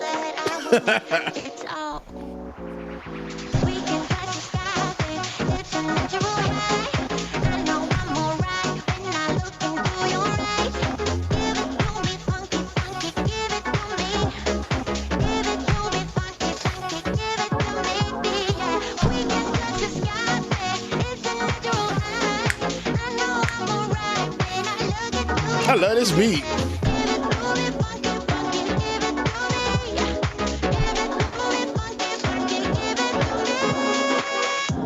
Boy, you had me from the start. By the way you said, the way you wrote upon me, yeah. Man, I felt your energy. Wasn't used to being loved and treated. Being late with the party. Shoot the dragon, what you talking about? J-Man, good morning, y'all. Make sure that y'all stay tuned. Jam tuned. Good morning to you. Shout out to Twitch, y'all. Go where we were, when no one gets hurt. Baby, keep it right there. Don't you stress the flow. You're trying to pick the pace up. We should take it slow. Baby, keep your focus. Don't you make me change my mind. If you love me, baby, don't you switch up the vibe. Baby, don't you. Baby, don't you. Baby, don't you switch up the vibe. Baby, don't. Ooh, Peter Griffin, that's a good commitment. I've been out of town for so long and gone that I haven't even had a chance to watch He-Man yet. So now I have to watch it. Always up and down and back and forth in merry-go-round. I just wanna get it right. But when you go left, I'm stuck here feeling left behind. Cause something went wrong, the signals got crossed, and now we're going different directions. Let's go where we were, when no one gets hurt. Baby, keep it right there, don't you stress the flow. You're trying to pick the pace up. Anna Hart, I know. I miss you calling in too, Anna. Baby, keep your focus, don't you make me change my mind. If you love me, baby, don't you switch up the vibe. You don't mean nothing to me.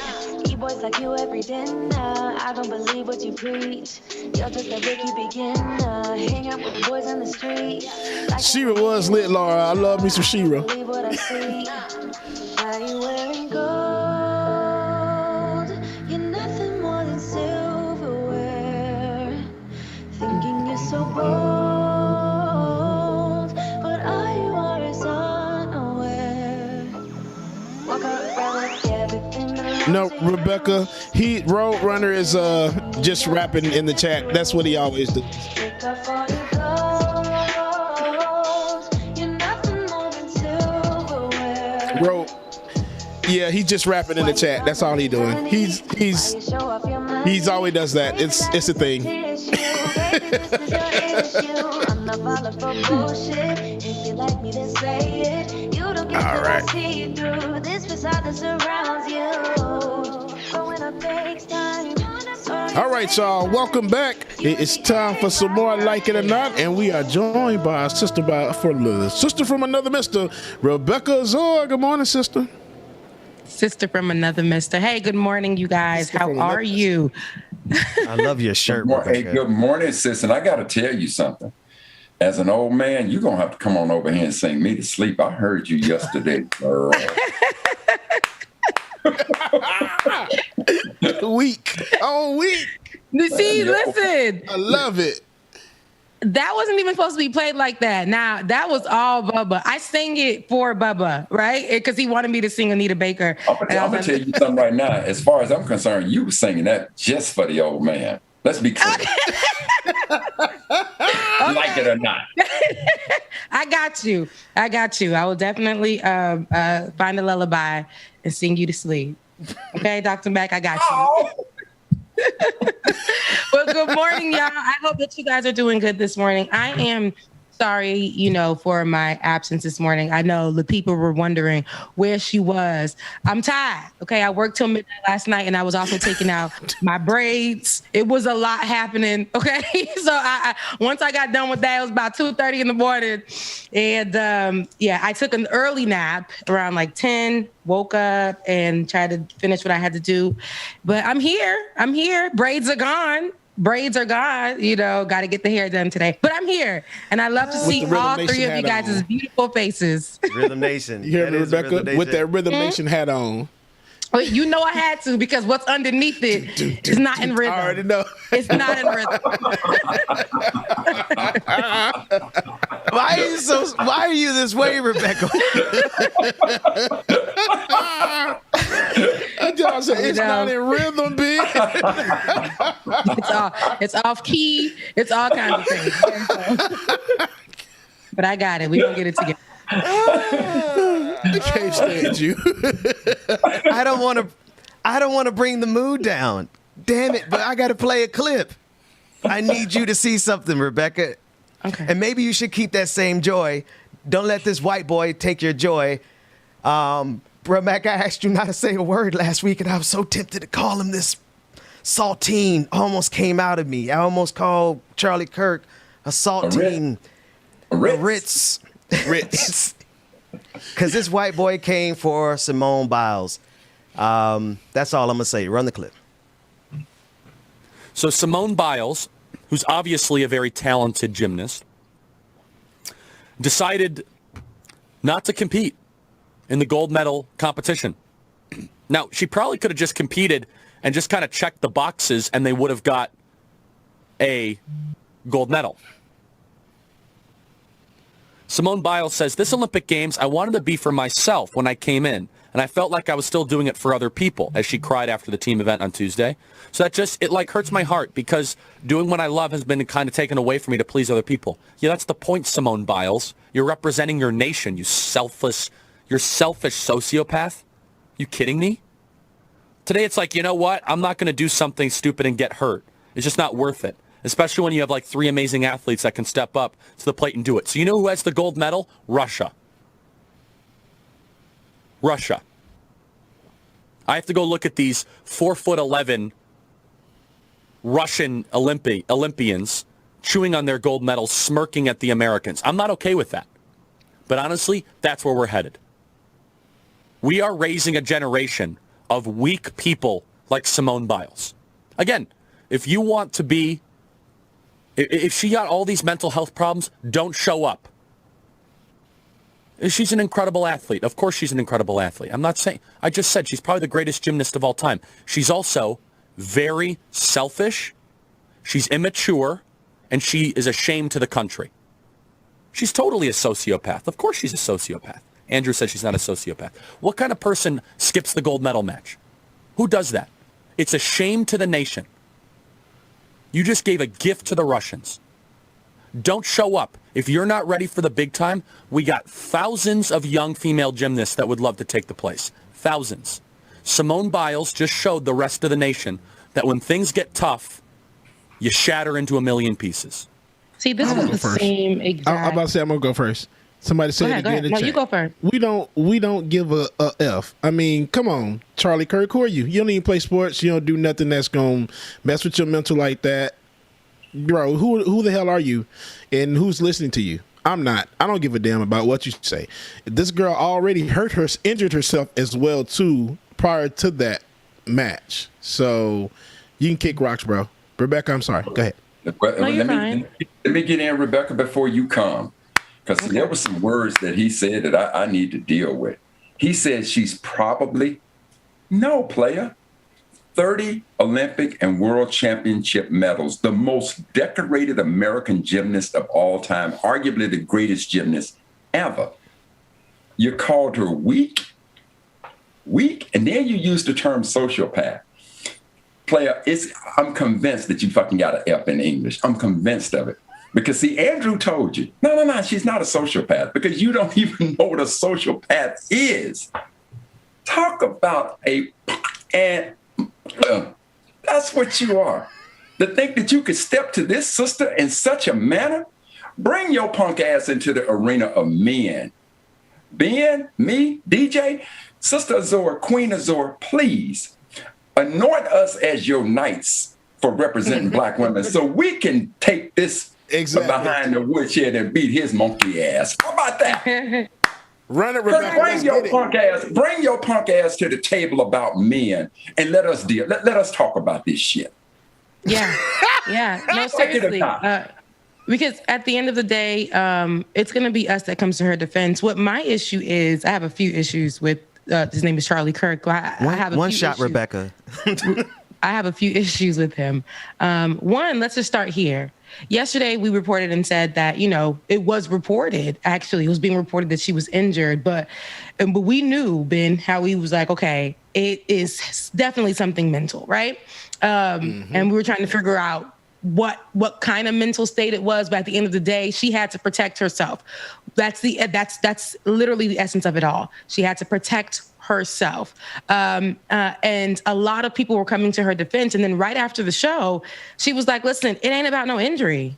I need to step back. I need to be honest with myself. I need to be honest with you guys. And it's too much pressure for me. I matter. And that's what matters. I'm not going to sit here and act like I belong to the nation. This is the same conversation that we had with Naomi Osaka, who is arguably one of the greatest tennis players of her day. So, and the same thing with Simone Biles. Like, she's one of the greatest gymnasts right now in the world who represents the United States. And they treat her as if, because she represents the United States, she belongs to them.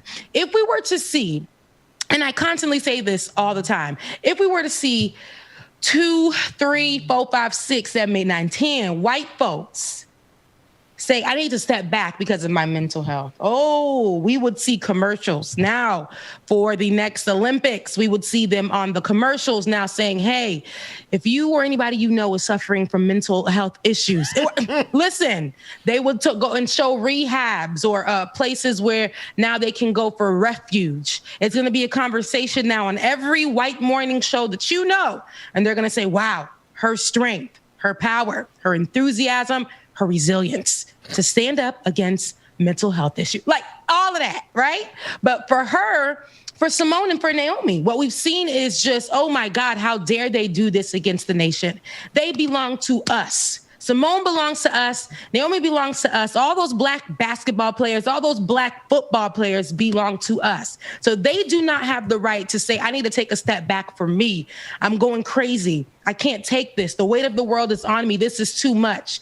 They don't have the right to do that, because when they do it, you got white people in their basements, who are paid to be in their basements or paid to be in a studio that is unmarked. So we don't go find out where their asses are. So I can send you beautiful black men over to where they're located to whoop their behinds.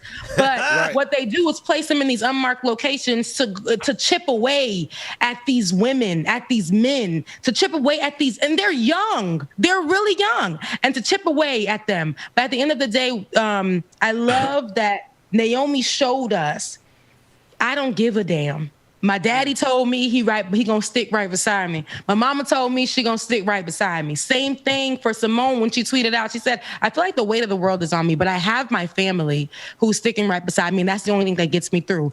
The people that you see behind her right now are not her family. Exactly. They are not her family. They are the fans. They are her fans, but there are also people who think that she belongs to them. But her gift is something that she's sharing with the world.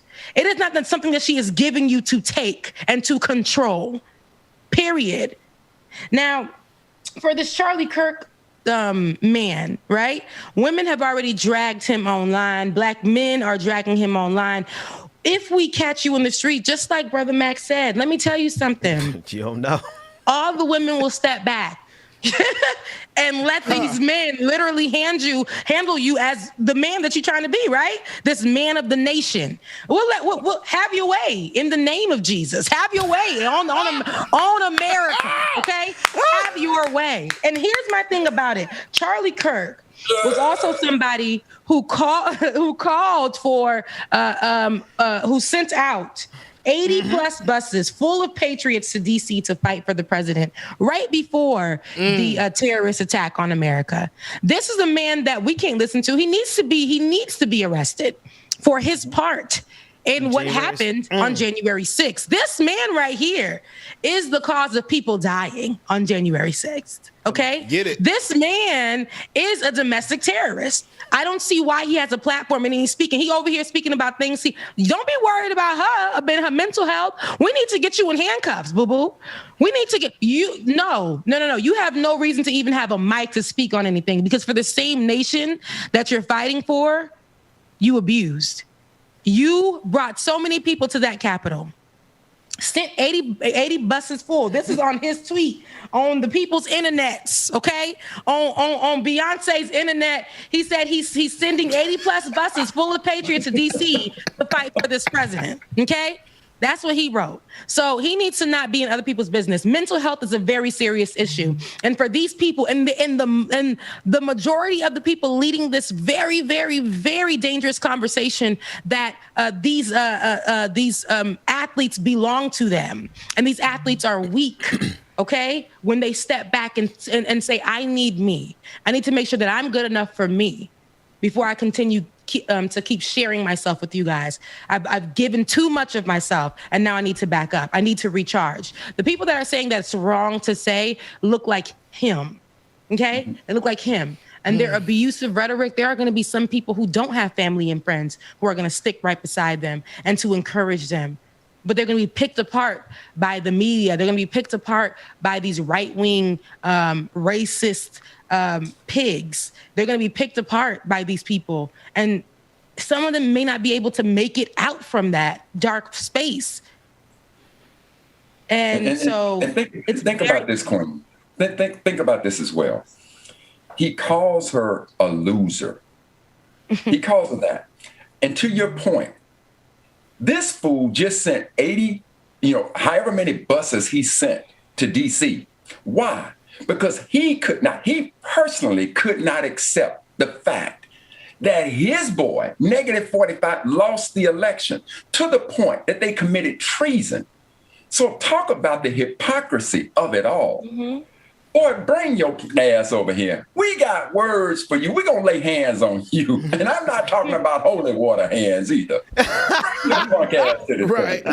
And Rebecca, and I have a question for you too, Rebecca. And this is good. This is from Infinite Content. He says, how do we know the sexual abuse that she suffered from that monster, Dr. Nassar, isn't affecting or triggering her? Real rap. Mm-hmm. That's what I'm saying. Rebecca, let me just add this context real quick, because she actually wanted to step away from this tournament, like from the sport, but she felt that she had the responsibility of she's the last person who was a part of that cohort that were abused by that guy. And she felt that if she stepped away, that the Olympic Committee would not take sexual abuse serious. And so she was not only carrying the damage of her broken bones, she was carrying the damage of his sexual perversion that was, but black women stay doing that in history. And to the point being, I remember when her mother asked her about that and she refused to answer. And her mother just instinctively knew that something was wrong. And she said, one day, Simone came in and said, Mom, I need to tell you something. And her mom said, without her ever saying it, she knew what she was about to reveal to her about this monster.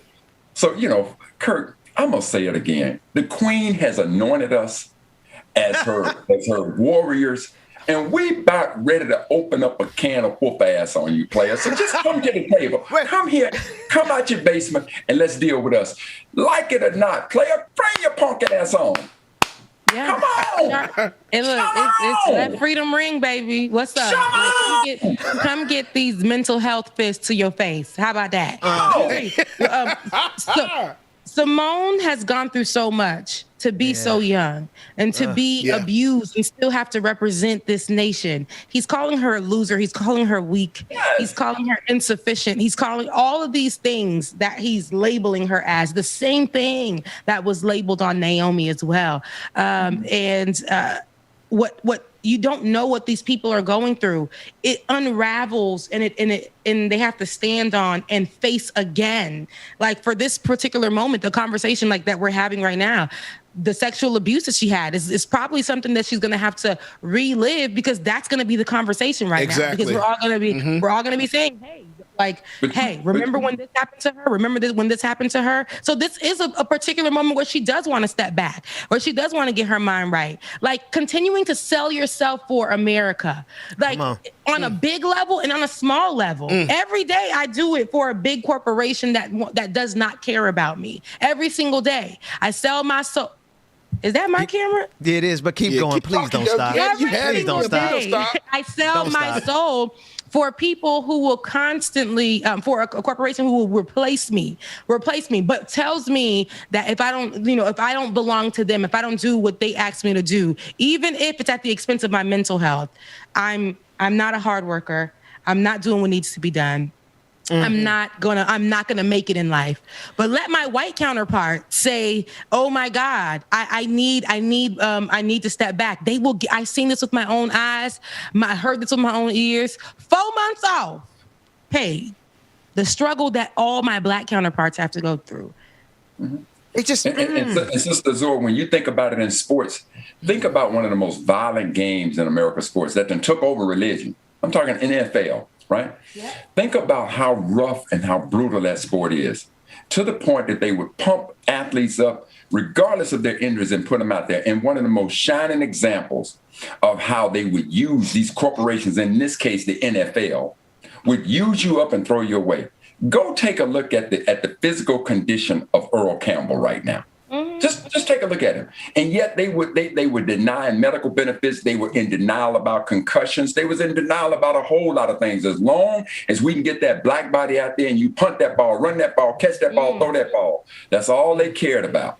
But when it came to the very product that has put billions upon billions into a nonprofit, by the way, into their pockets, everything is cool in the game. But then let a brother do what Jim Brown did at the prime of his career, step away. Barry Sanders at the prime of his career, step away. No, they don't want that. They want that Willis Reed thing. They want you to limp out of the locker room. Damn your ligaments, damn your injuries. Give it all to us. Yep. Because you belong to them. Everybody belongs there. They want it all. They want your soul. They want everything. But once something happens to you, all of these, look at a lot of these players who, I forgot his name, but the player that allegedly had relations with LeBron James' mother, which probably isn't true, but I forget his name. But I know that was a popular story for him. He had mental health issues. They found that brother on the streets, basketball player, and not. Oh my God! They'll say it in the chat. But I know Dwayne probably know. the NBA literally just left him out there until somebody found him and put him on video. And all of a sudden, the help was. Then he was trying to get. Yes. Delonte West. Yes. So, and then after that, then they tried to then come and show him and say, hey, we're going to try to get him help. Sometimes people be too far gone, don't even want help. It's a struggle trying to get them off. It's a struggle. But this is a man who was supposed to be getting paid a certain type of money. This is a man who gave his blood, sweat, and tears every night on that court for America. For America. And there are many other NFL players who literally go through the same. I have a lot of friends who played the NFL.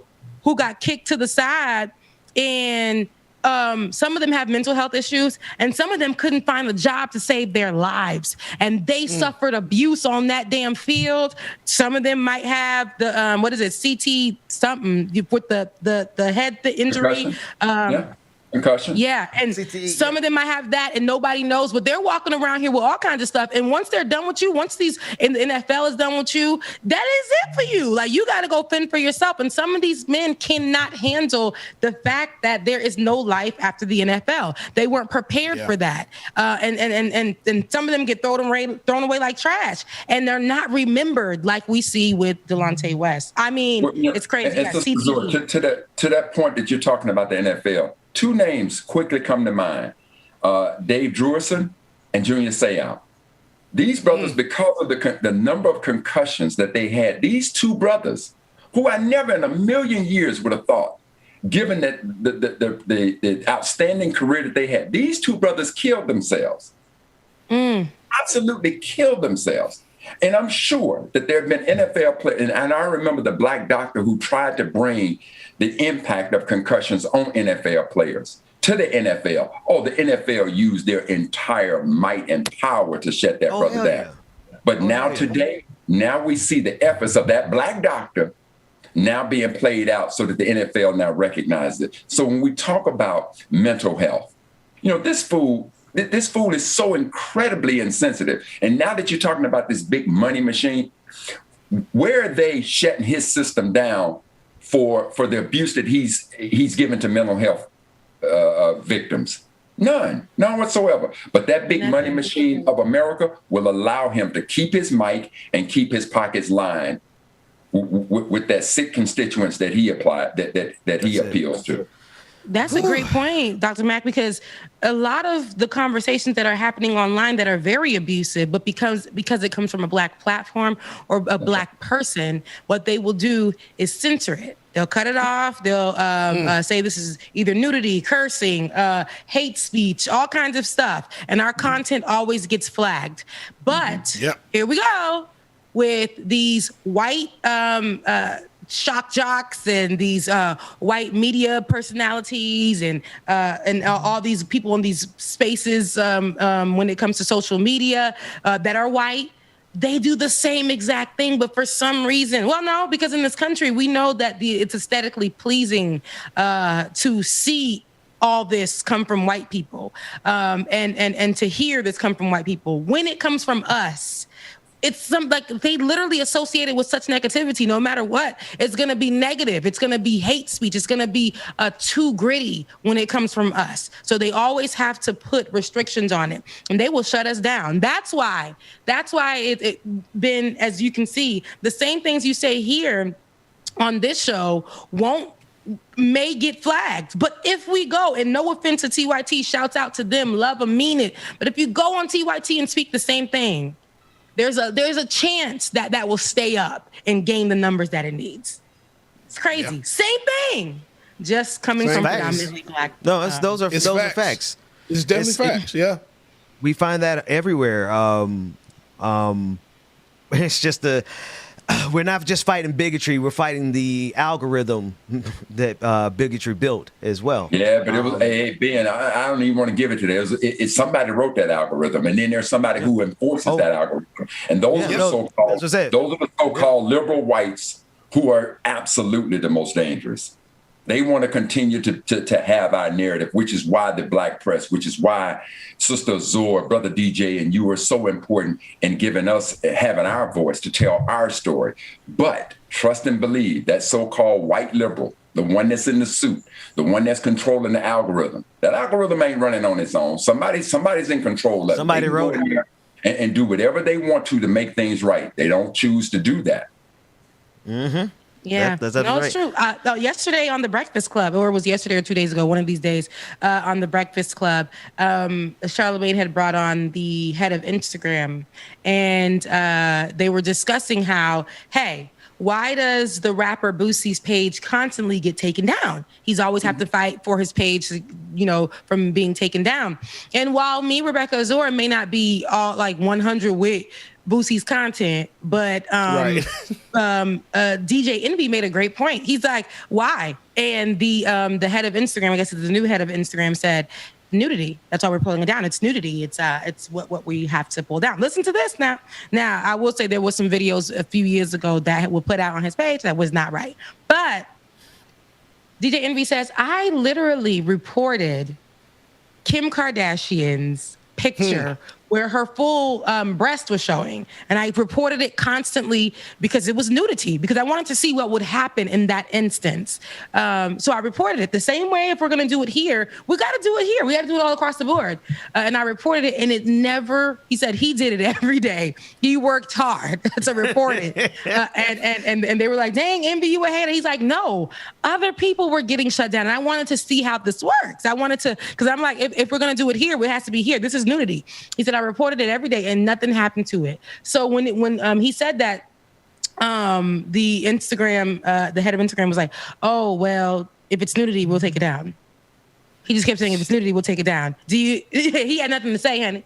And then he said, when it comes to, we're still learning about cultural and social kind of things. We're still, that's clearly, we don't really know how to handle that. Rebecca, here's the question I would ask to the head of Instagram. Allow me to put a statue of David up. Will they take it down? The statue of David done by Michelangelo. Dude's dick's out, his nuts out. Everything's out. But they consider that art.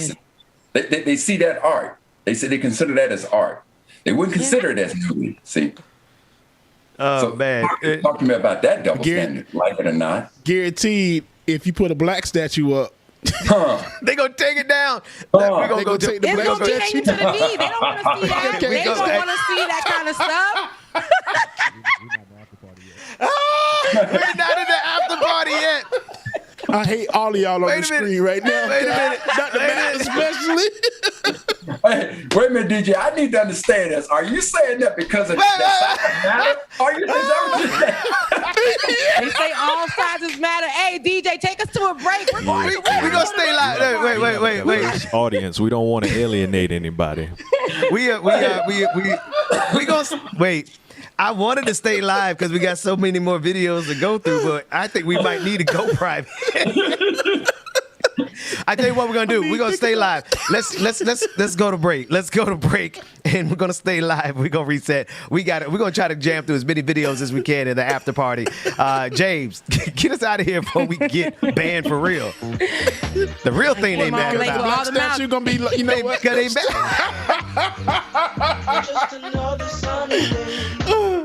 I ain't fooling with y'all this morning. I promise I'm not. Good morning again, everybody. Y'all stay tuned. We got some more show coming up. Got to get through some clips as well, too. Y'all make sure y'all stay tuned. If you haven't already, make sure you hit that like button, share, comment, subscribe. And also, patreon.com/likeitordnot. Patreon.com/likeitordnot. So you know when we going down, while we always there, and we keep this good, dope-ass content coming, y'all, okay? Make sure you stay tuned.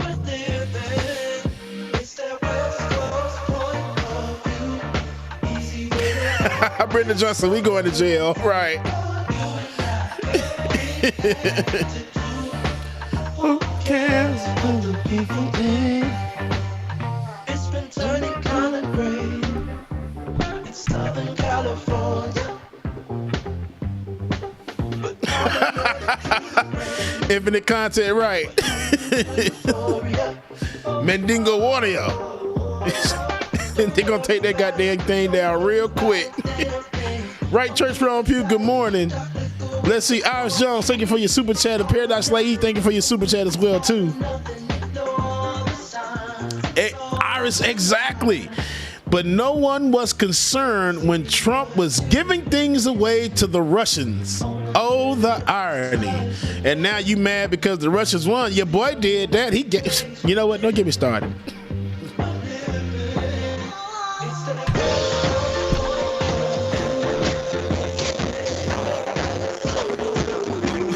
Luke Kane, go away, Luke Kane. Good morning, brother.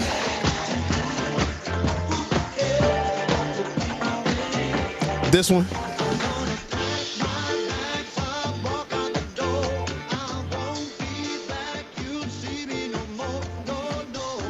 Oh, okay. That's probably all that scream they do to get a song. Ooh, well, okay. Because it killed my ears, Dwayne. Eardrum just gone, just bloody right now.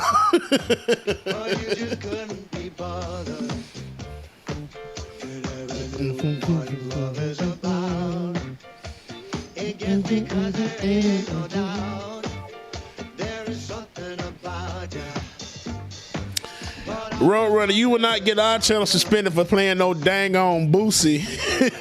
Lil Boosie.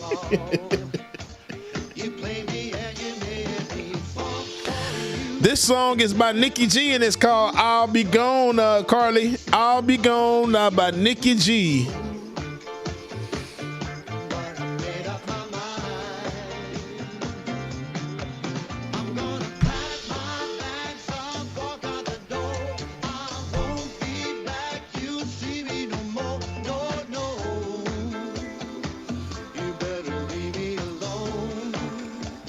Seven Sweetheart, go ahead, fire up that grill, sister. Then I'm gonna come get me a plate. Okay.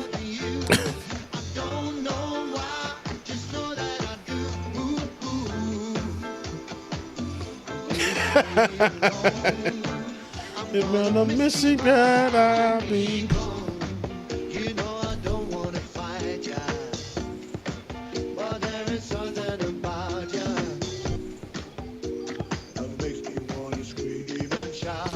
Lou Kang, Seven Sweetheart say she grilling at the house and want all us to come over, y'all. Party at Seven Sweetheart house, y'all.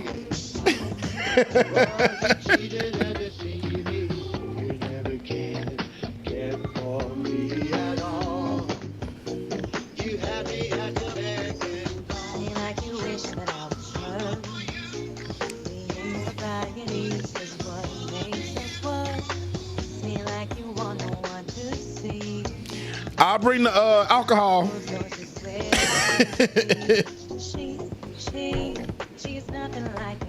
I got plenty of drinks from this over the weekend.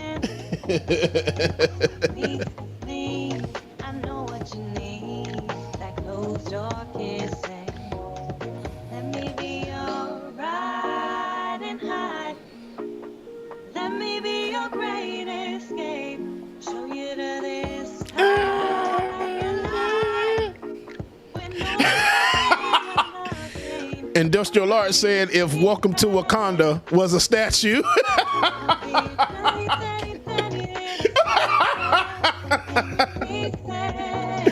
I can't stand y'all. They would definitely take the damn that picture's now off Instagram.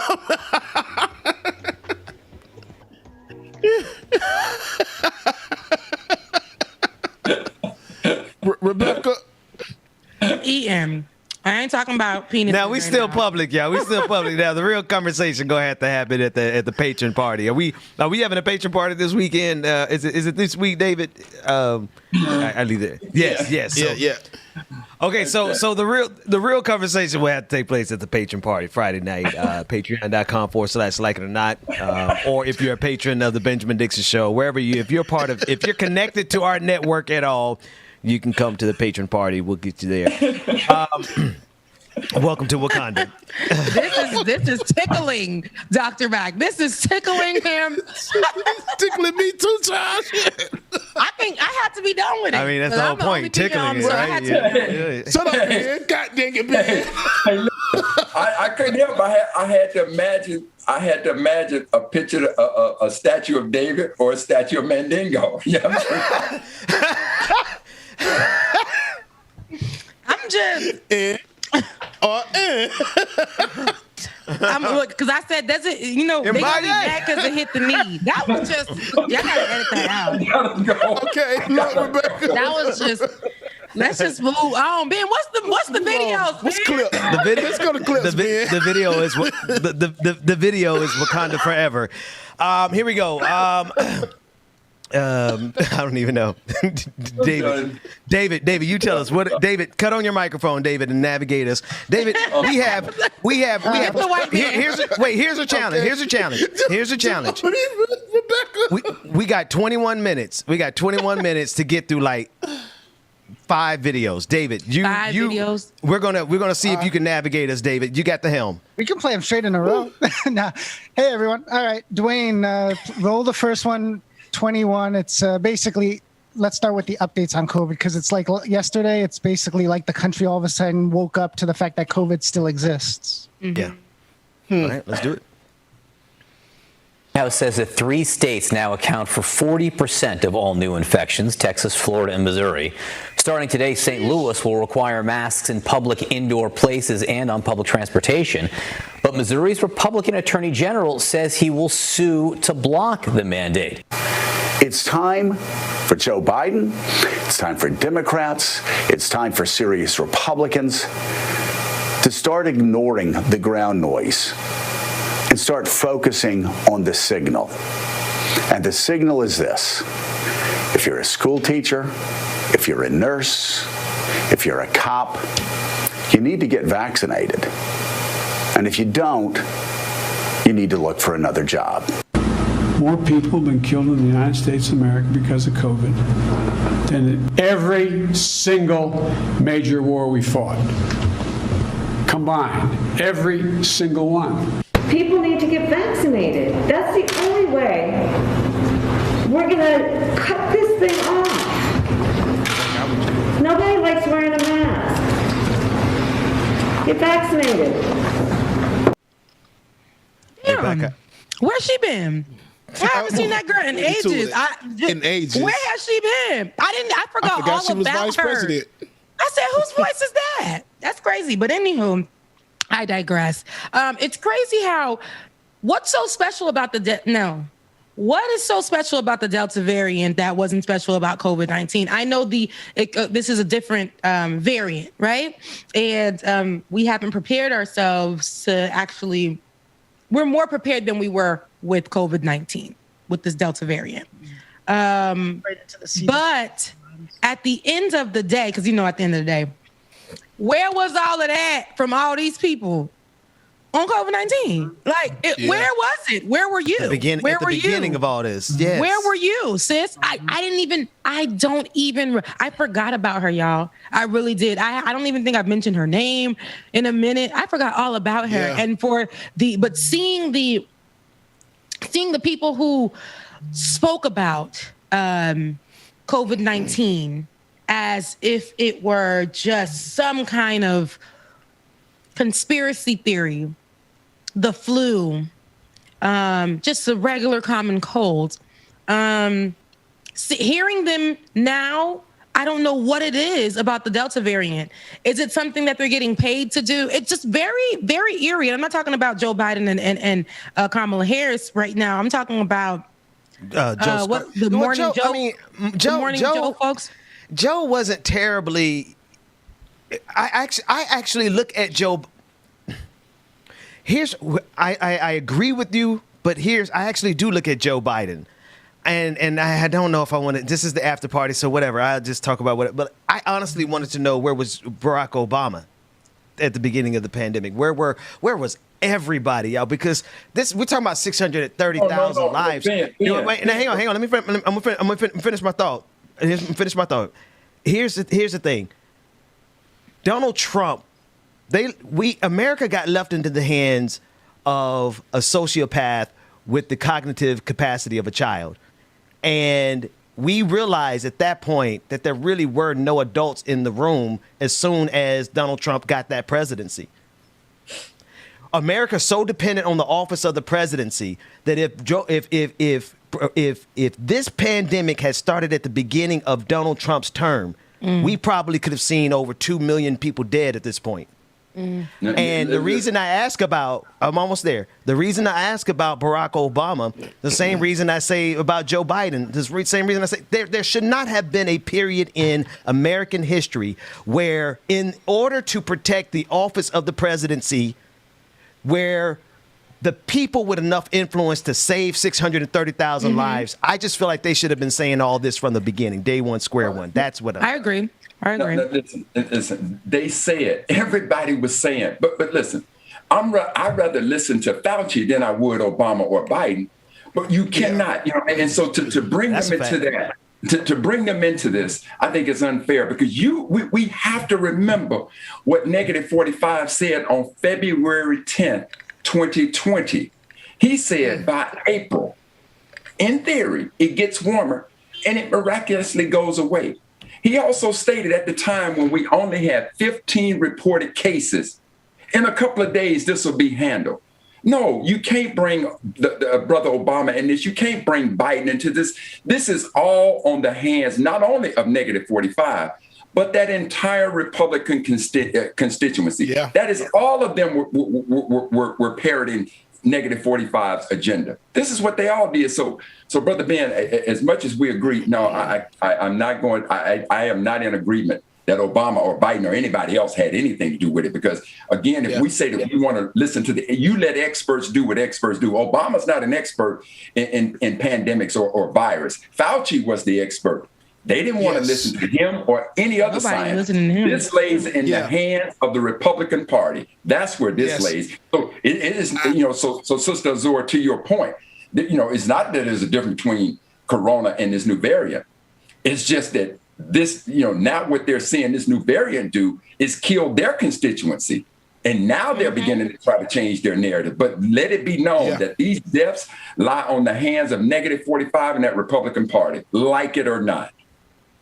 I got to agree with Dr. Mack as well, too, because Fauci is the expert.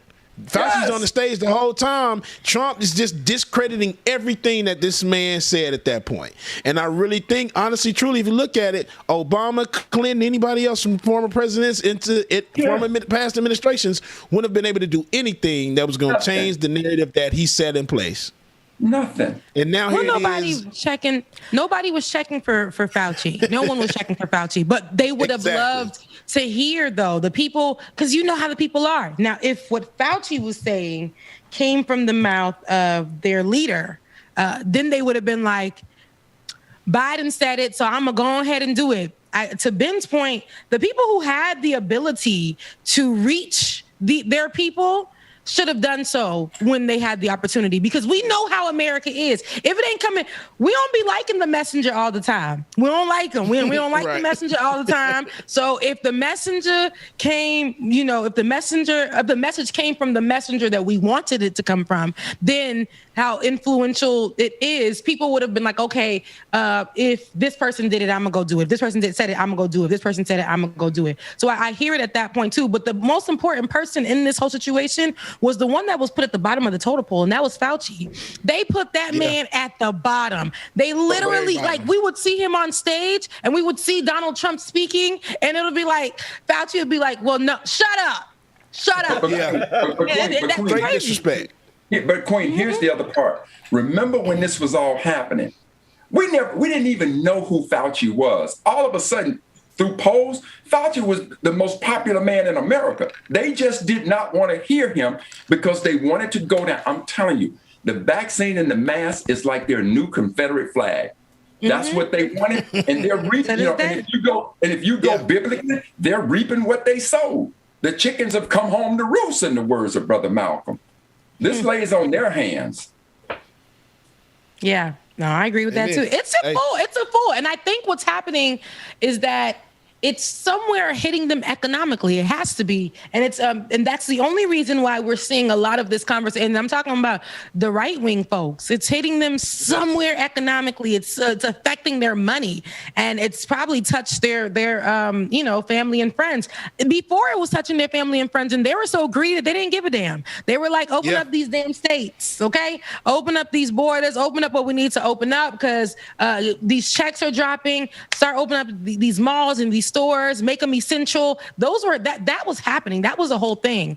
But I feel like right now it's hitting them economically somewhere, and people, like you said, are dying. It's affecting their businesses, their corporations, and they can't have that. So now let's change the narrative and on Fox News, and let's just start saying, hey, Sean Hannity, but let's just start talking about and let's discuss that we need to get the vaccine. It's important for you to get vaccinated. This is on the very same network that they sat there and laughed and compared the virus to the regular flu, and saying that we didn't need to get vaccinated, and getting yourself vaccinated might result in you getting growing a third leg or wings or something. Like, they made this whole idea about that whole situation. So yeah, it's a fool. And when you speak about it from a capitalistic standpoint, understand what negative 45 said on February 24th. He said the coronavirus is very much under control in the USA. Goes on to say the stock market is starting to look very, very good to me. So to your point, Sister Azura, it's about the money. Let's open up everything. And then remember what they did in Georgia. In order to try to get a couple of guinea pigs, they took everything, every business that they thought was endearing to black folks. And those were the first businesses in Georgia that they opened up nail salons, opened up hair salons, opened up barbershops. The places that they felt black folks would first go to, let's open those up and then we'll see how this plays out. So it is without question that all of this, we all could have been celebrating and have moved this behind us. But make no mistake about this. This lies at the hands of -45 and that entire Republican contingency. And those who, like Donald, the black representative from Florida, who says he wants to carry the party line, your hands are just as bloody as the rest of them, all of you. Like it or not. Like it or not. It just cracks me up. I love the dramatic pause. At the end of the day, when it comes to the Delta variant. No, I just want to make sure everybody had a chance to say what they had to say. Oh. Everybody good? Yeah. Good. Oh, we're moving on? We don't. No. Then I don't know. I don't like. I have a lag, and so I don't. No, it's really cool. know. It's cool. Is there a lag? No, there's a lag on my end because I did not restart my computer this morning. Oh, yeah. No, I dig it. I appreciate disagreements. Here's why, and I appreciate all of your perspectives. At what threshold with the people? You can keep everybody on the screen. I'm not big on the one shot for me personally. Not to get back on this treadmill. At what point? That's this goddamn question. I just want y'all to know because I'm not taking myself too seriously here either. Not be laughing while you try to be serious. I'm not taking myself too seriously here. Just so everybody can throw me off and now understand the temperature of the room. I just want to make sure everybody knew the temperature of the room. That's all. Listen. I hate you, bitch. At what point would the people who had the hearts and the minds and the influence enough to have circumvented the dumbass president that was Donald Trump? I'm sorry. 630,000 people said break all protocols. Don't be silent out of respect for the institution of the presidency. I can't.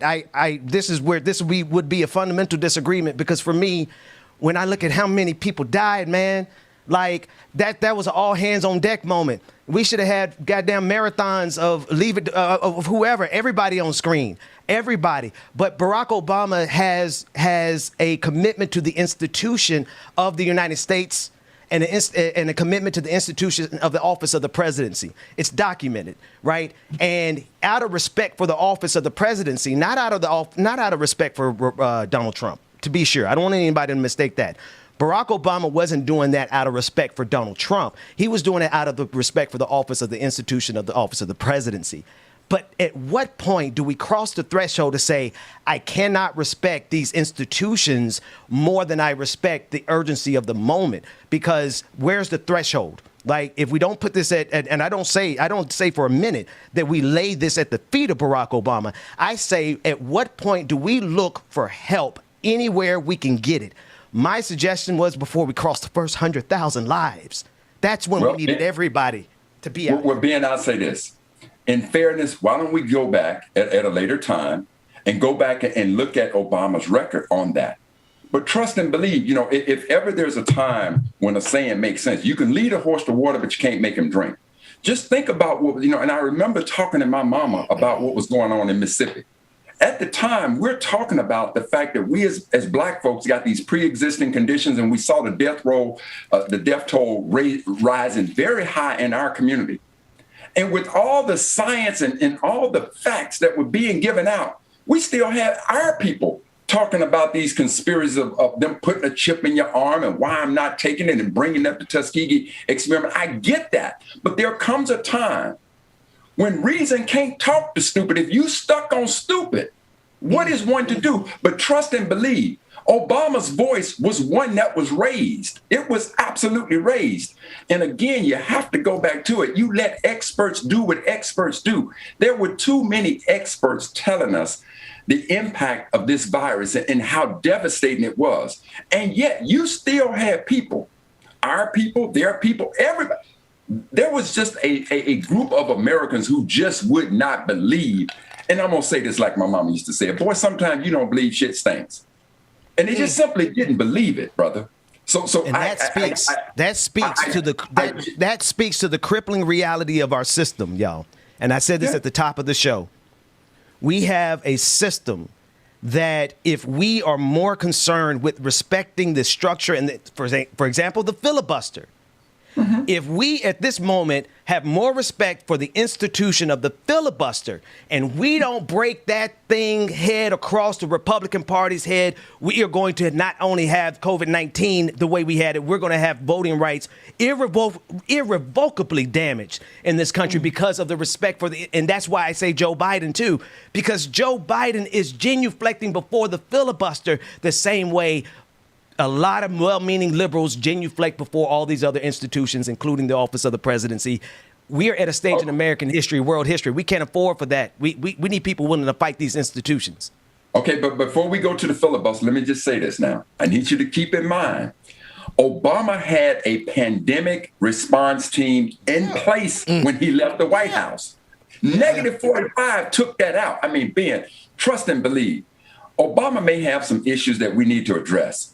But this issue on his voice and his efforts around what we're now looking at of the devastation of this virus and the variant, I'm telling you right now, we shall disagree, brother, because I promise you, negative 45 and the Republicans, they own it all. I want to make sure that everyone is clear about what we disagree on here then. Because disagreements are fine so long as we're not allowing anyone to interpret our disagreement. Sure. This is the statement that I would make no matter where I stand, even if Barack Obama was right here right now. I would ask him the question, what number do we have to get to? Or even any of these people who respect these institutions, at some point, at what point do we throw the institution out? How many people have to die before? And I know Barack Obama did his job, but the thing is we saw what Donald Trump was doing as he was doing it. When he disbanded Barack Obama's good work, that should have been all hands on deck because we knew this was coming. And so here we are. This is the only thing I would say that we disagree on. I think that we do have to look at the people who are a part of the institutions and hold them accountable to whatever measure they're accountable. I won't ask Barack Obama to be held accountable to anything more than he's responsible for. But the institution of the office of the presidency is culpable in these deaths. Okay, so Ben, I'm looking at an article. Question real quick. I'm looking at an article right now that was dated May 9th of 2020. At the time that article was written, the death toll was at 80,000 at the time. And in this article, he strongly comes out and criticizes Trump. At that time, he came out. But that's not to say that his remarks about the way Trump was dealing with the pandemic didn't occur earlier. I'm just, in my quick search, I just found an article that came out when the numbers was at 80,000. So again, we'll go through and look at what point he came out. It is the power. Go ahead, James. And my question would be, what could have Obama done that would have changed that? Because at that point, the vaccines weren't out yet. There was no talk of vaccines. I got an answer for you. The only thing is that you're going to keep pushing for mask mandates and closing down the government. But at that point, even though I understand that the office of the institution of the presidency, it determines certain things, at the end of the day, it's still going to be up to the mother sucker that's in the office at that current time. The only thing that you can do is give that advice, and it is just like if you just can't say, if you're going to say Obama, then you're going to have to say everybody else that's down that damn line. So let's name them. Yes, Clinton, sir. Let's Bush. do it. You have to get everybody. Yes. So I understand that we putting Obama out there, but Ben, let's be clear. I want you to say everybody else's name in there as well too. To include that. I can't even hear everybody else's name in it, but go ahead. No, let's be sure. The power that Donald Trump has is a direct extension of the power that was amassed underneath not only Barack Obama, but also underneath George W. Bush, also underneath, it is the imperial presidency. Now we going up, it's 10:30, we going up, but the fact of the matter is that Donald Trump was able to get away with what he got away with, not only because he had ignorant supporters, but because he had an obscene amount of power enshrined into the imperial presidency that the Congress could not check if they were not willing to stand up and do their jobs. And so they have a perfect balance in this country. The office of the presidency has imperial powers to do what the hell he wants in some critical areas, and that has emboldened exactly what we see with Donald Trump. Now, did we fix any of those things when Joe Biden became president? No. We simply said we now trust the Democrats to have this imperial power.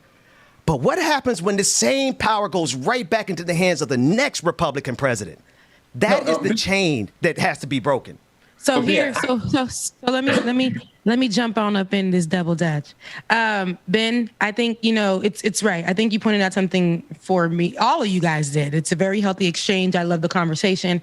I think for me, there's a whole list of people that we need to go ahead and go right on down the list. I mean, Barack Obama is amongst the people, but it's a lot of people. But who we have to deal with right now is who's in office right now. Yes, and it's Joe Biden. The power that we gave to them to handle the pandemic and see how they were going to handle the pandemic. I don't really care for how they're handling the pandemic. There are things that are working. There are some things that are not working. Agreed. It's a lot. It's a lot. And we haven't heard.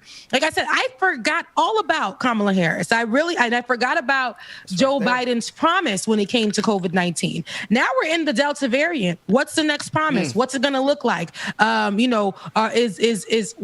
What's going to be the push? Remember, it was like getting a certain amount vaccinated. Now, what's going to be the push for now? So I don't know. But what I do know is that this change of heart when it comes to the people who once had power with -45 is very interesting. Like I said, it must be hitting them in personal places. It must be hitting them economically. So that's the capitalism view. That's the capitalistic view of it all. And then we were talking about where the power is now. Gotcha. They ain't doing nothing with that same power. When Donald Trump was in office, he made sure that he pushed the rhetoric that COVID-19 wasn't a serious thing. This man possibly, and they said he did, but he had COVID-19, and as an example to America, stood in front of everybody, hardly breathing, took his mask off, basically saying Fauci ain't nothing. Whatever that man is telling you ain't nothing. But this COVID-19 thing ain't nothing. I'm hardly breathing right now, but I'm your president. Mask ain't nothing. We're going to open up this country, and we're going to make sure we start to do what we need to do. People were dying still. Numbers were freaking tripling by the second. We had a Governor Cuomo who everybody was looking at as the presidential man. Add him to that damn list. We had him over here, supposed to be the leader, right, of the leading this thing so much. We were throwing around the conversation of, oh, my God, how presidential can this man be? His influence was very powerful. But this was the same man that was ready to open up New York, one of the states, the state that had one of the first COVID-19 cases of somebody dying, and getting it. And they didn't even have ventilators for a long period of time. And then he was hiding numbers. These were our leaders. This is where the power shifted over to, right? When it came into our hands, the Democratic hands, we fumbled the ball too. And the matter is so much more serious. And what we need to really focus on right now is the disease. I don't give a damn if you red or blue. I don't give a damn if you black, yellow, purple, brown. I don't care. It's a lot of y'all that should be on that list that should be condemned. It is. It definitely is. But right now we got a lot of people that are losing. But Sister Zora, we got to understand this. When it gets out of the box, ain't shit nobody can do at that point.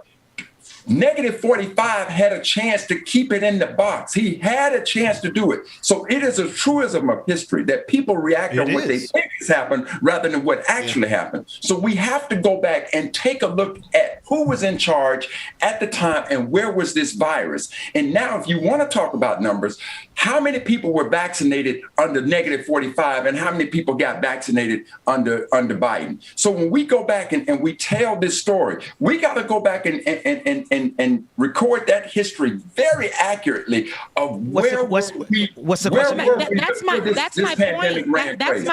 That's my point, though. You said how many people were vaccinated under -45? How many people were vaccinated under Biden? The influence was the power right there. -45 literally pushed for people not to be vaccinated. And then you got Joe Biden, who made this campaign for people to be vaccinated. And I think this is the important thing here. Wherever your power is, you need to use it to influence the people to go better themselves, to go get healthy, to go get vaccinated. And that's what Joe Biden did. -45 sat there and made sure he told his folks the vaccination is the devil. You don't need vaccination. He even told these people to possibly inject themselves with bleach. And we had cases of people going to the hospital because they injected themselves with bleach. Listen, I got to go to work. I could stay all day for this conversation, but I got to go to work. Me too. And I'm going to say this. Ramak, I'll stay with you for a few more. I'll stay with you for a few more minutes because there's meaning in the disagreement. Like it's not a meaningless disagreement. Oh, no doubt. But this is why, Ben, because of what what Sister Zoe just said, this is why I cannot put the blame on anybody else. That blame is square with 45. Because again, when he had this thing in a box, he poo-pooed it away. He and the Republican Party poo-pooed away. But once this thing got out, I don't care what nobody said. It was out now. It was released. Yeah. So I can't. That's why I'm glad. That's why I'm glad we cleared up because I want to be sure and anyone who needs to rewind it back because we're not laying. I never laid the blame. It was in the context of the question of Rebecca asking, which is why I was reticent to actually say it because I knew it was going to lead to exactly this point. But I couldn't resist. Rebecca. I couldn't resist the moth to the flame. Like a flame. I just could not resist the fact when Rebecca, when you said, oh, there's Joe Biden. Oh, where Kamala Harris been, right? The natural inclination of me also was to say, where was Barack Obama, right? Not to blame him, but I'm be honest with you. Like, if anybody knows how this system and how powerful and how deadly that office of the power of the presidency would be in the hands of Donald Trump, it had to be Barack Obama and George W. Bush. For the hell, I mean, I don't expect George W. Bush to show up. You know why? Because, he's George W. Bush. That's why. But I'll say this, go back. See, like I said, the list is long, but I don't want to go back in time. Those people today that's sitting here supposedly, who has to represent us and things like that, they ain't doing what they need to do. They not 230,000. 230 of the 600,000. Now, I understand momentum and that there was going to be a long time before the vaccine could slow down the growth. Absolutely. I don't want to make people feel the Republican talking point that 230,000 are to be laid at the feet of Joe Biden. However, not being firm on a mask mandate, those kind of things really help. Well, let me say this based on what Sister Zor said. -45 talked about putting bleach in his arm. I watched Obama get vaccinated. I watched the First Lady get vaccinated, Michelle get vaccinated. I watched Kamala Harris get vaccinated.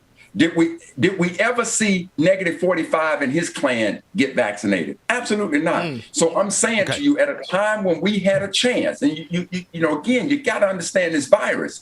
At a time that we had it in the box, at least had a chance. -45 let this thing get out. And so from that standpoint, I cannot even bring Obama I have a question for you. Conversation.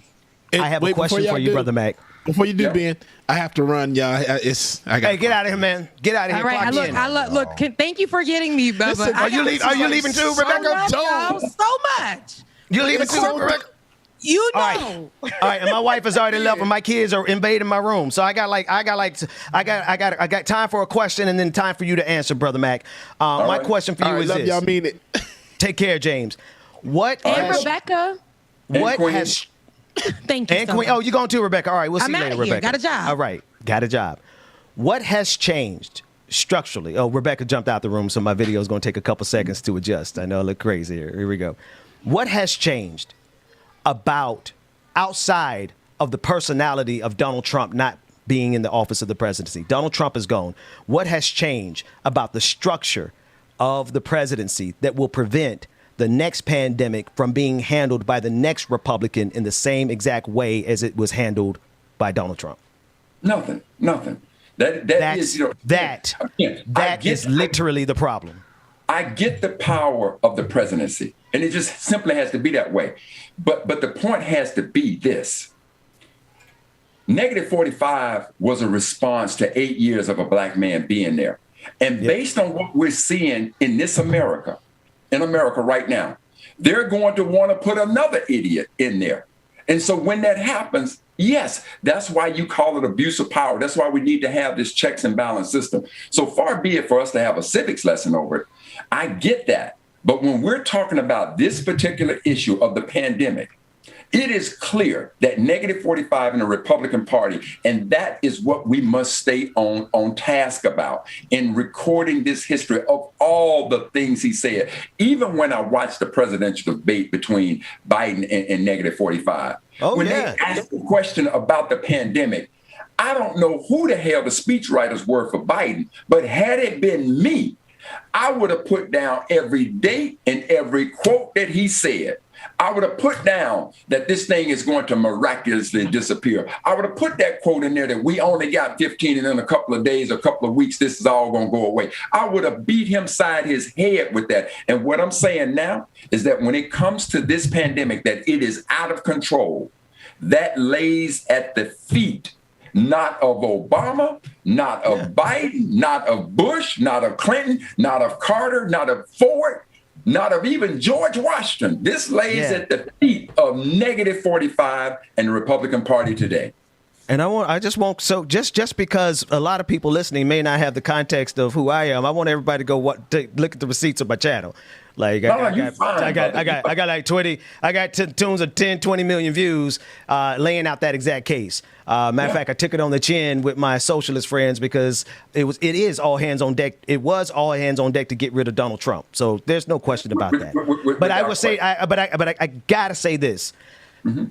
Whether the next pandemic is the Omega variant, God forbid, of the Delta of COVID-19 or in another 100 years, if we do not change the absolute reason that Joe Biden did not go after Donald Trump the way that you said that you would have and I would have and anybody with good sense should have, that's also a part of this structural system that if we don't change these things, Brother Mack, and you know this because we talk about this all the time, so I'm not telling this to you, I'm just saying this to the audience. If we don't change the way we got Donald Trump and the amount of power that was entrusted into that white supremacist hands, we have not changed any of that. We're going into the next pandemic as soon as we get the next Republican president because they did not learn a thing.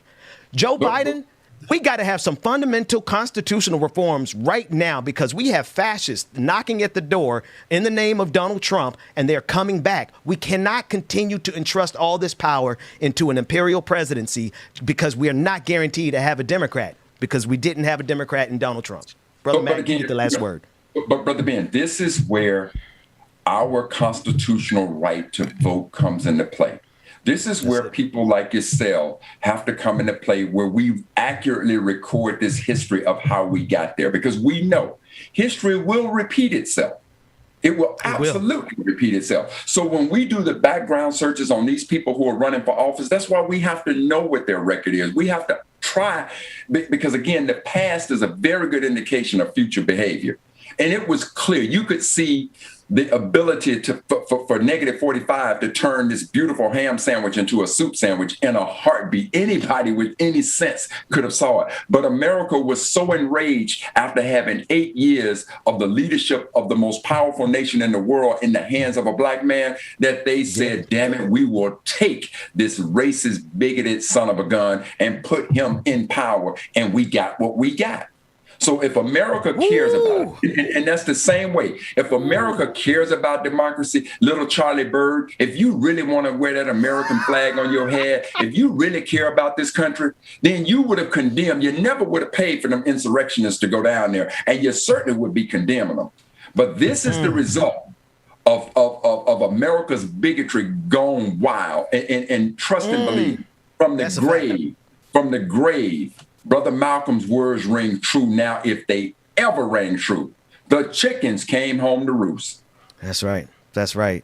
Bro, Mac, because actually, y'all replay that segment and y'all gonna see this is exactly why I didn't want to say it, because I was like, I'm loath to actually bring Obama into this conversation because I knew it was going to go here.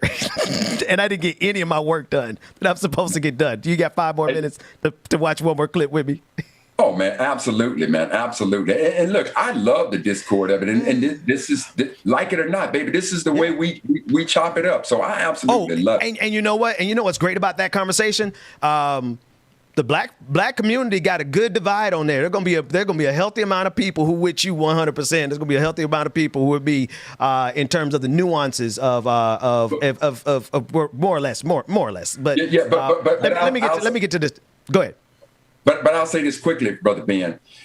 They can be on your side and my side of this particular issue. But one side that we should all agree on is that given the conditions of black folks in this country, based on our health care, our economic situations, and the fact that we had these pre-existing conditions and we couldn't convince ourselves about this, because Lord knows that we know enough of us who have just sworn up and down, I'm not taking no vaccine, regardless of what the number said. So I guarantee you that whoever may agree or disagree with either of us, we all in agreement that we as a people, watching these numbers being reported the way they are, there is no reason why we should be getting that vaccination. None. Absolutely.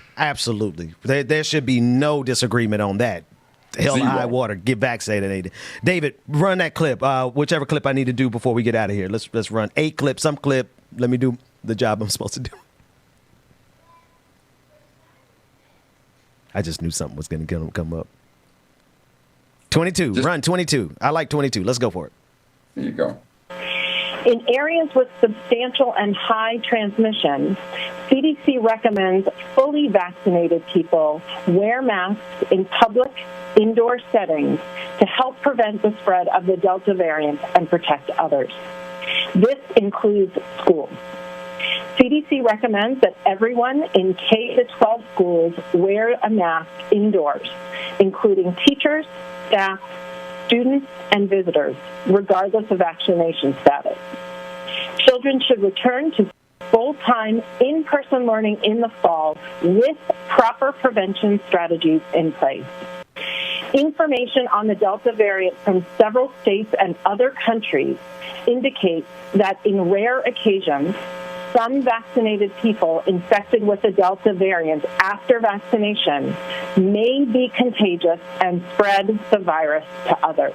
Now, so for the amount of virus that's circulating in this country largely among unvaccinated people, the largest concern that I think we in public health and science are worried about is that virus and the potential mutations away we are from a very transmissible virus that has the potential to evade our vaccines in terms of how it protects us from severe disease and death. Right now, fortunately, we are not there. These vaccines operate really well in protecting us about forms of severe disease and death. But the big concern is that the next variant that might emerge, just a few mutations potentially away, could potentially evade our vaccines. And the CDC is also going to recommend that children in schools all wear a mask, that everyone in schools wear a mask regardless of vaccination status. But there are at least 8 states that actually prohibit their districts from requiring a mask in schools. So what are parents who have children in those schools, in those states, supposed to do? Well, look, Caitlin, I'm happy not to live in a state where that is the guidance. And this is new guidance that is being issued by the CDC today. I don't know how it will influence local elected officials in these states, but I certainly hope for the health and well-being of the next generation that they take a close look at the guidance. Today, they're changing their guidance. They're changing their advice to the American public, their public health advice, based on evolving data and an evolving historic guidance. That virus. That's exactly what they should be doing. And what is your message to Americans who are feeling whiplash right now? Why should they trust the same group of health officials who just 2 months ago told them they don't have to wear a mask anymore. Our goal is to save their lives, and the responsibility of public health officials is to continue to provide updated guidance. Vaccines work, which this sign says that they do. Then why do people who have had the vaccine need to now wear masks, the same as people who have not had it? Because the public health leaders in our administration have made the determination based on data that that is a way to make sure they're protected, their loved ones are protected, and that's an extra step given the transmissibility of the virus. We're hearing, and you all are reporting on stories on those not getting vaccinated, are saying from their house. Bring us back, Brother Mac. There's a lot in there. I just want to let the people know that the second voice you heard, the woman's voice, was Jen Psaki. For those of you who are listening, the press secretary for Joe Biden. Go ahead, Brother Mac. See, listen, here's what we have to understand about science, medicine. We seem to think that doctors know everything, that scientists know everything. The way that we get to these advancements is based on a scientific term called an hypothesis. And an hypothesis is a scientific, educated, and here's the key word, family, guess. It is a guess. And then what you do when you set that up, you got a set of variables. And in order to find the results, you change one variable at a time and you keep testing. So as this virus comes out, they understand the variables around this virus. But keep in mind, this virus is not static. It is very dynamic. It keeps changing. But the word that you heard for changing is mutating. See, once that virus is based on self-preservation as well. So when the virus finds something that would kill it, it is going to now react in a way to say, how could I now defend myself against that hypothesis, that vaccine that you just applied to the virus? It is going to continuously change. And so what they're saying is, look, as this new variant has evolved and we're beginning to study it, we're finding it is far more contagious than COVID-19 was. So now we are reinstating the fact that even though you were vaccinated, now wear the mask. So again, I'll say it again. You let experts do what experts do. I'm no pandemic expert. I'm no virologist. But what I know is this. If they tell me to wear the mask and I've been vaccinated and I have been vaccinated, guess what? I'm going to wear the damn mask. And as a matter of fact, when I get off this call with you, I'm going to call my ex-wife because our son is now going to football practice. And they're not wearing masks there. And I got to say to her, look, Jamie-O, Jonathan is there at football practice and these kids ain't got this mask. What if that variant hits him, even though my son is fully vaccinated, but he's out there without a mask? That's a decision we got to make. And I know that my son loved being involved with this football program, but not at the cost of his life. That ain't going to happen. So me and mama going to have that conversation. Bro, Mac, we are in some dangerous times. Yes. We are in some dangerous times, and the new you and I, nobody enjoys the nuances of conversations and debates more than you and I.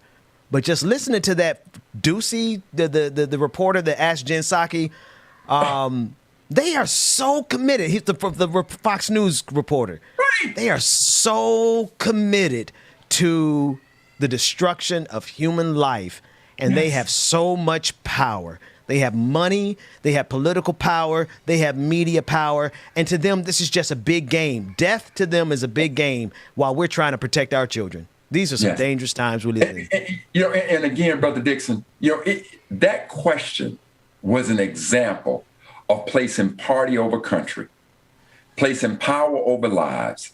It was an absolutely asinine question, but you knew where that question came from. That question is to continuously convince that if you are pro -45, I want you to be anti-vaccine. I want you to be anti-mask. And I guarantee you, that same little sister that asked that question, I guarantee you, she's vaccinated and she's wearing that mask. Guarantee it. Oh. And we're going to get out of here with this because the whole team got to get out of here at this point. You just use the survival instinct of that virus. Mm-hmm. The way these Republicans are playing around, Yes. That survival instinct of that virus is going to do to y'all demographics. The numbers, y'all keep playing around. And y'all going to find out very quickly what evolution really does to people who don't have the instinct of survival. Got it. Like it or not. Mac, like it or not. Hey, bro, Mac, everybody out of here. This is what we do when we have an argument. We're going to stay until we agree. Till we find common ground. Till we found common ground so that we can say we dogpiled on the other people more than we dogpiled on each other.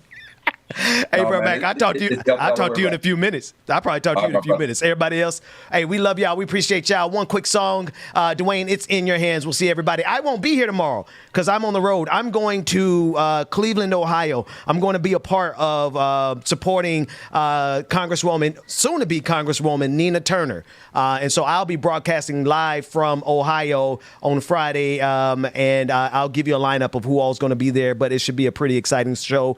So, Brother Mac, definitely need you to be here tomorrow and help help the team. And Brother Ben, let me say this.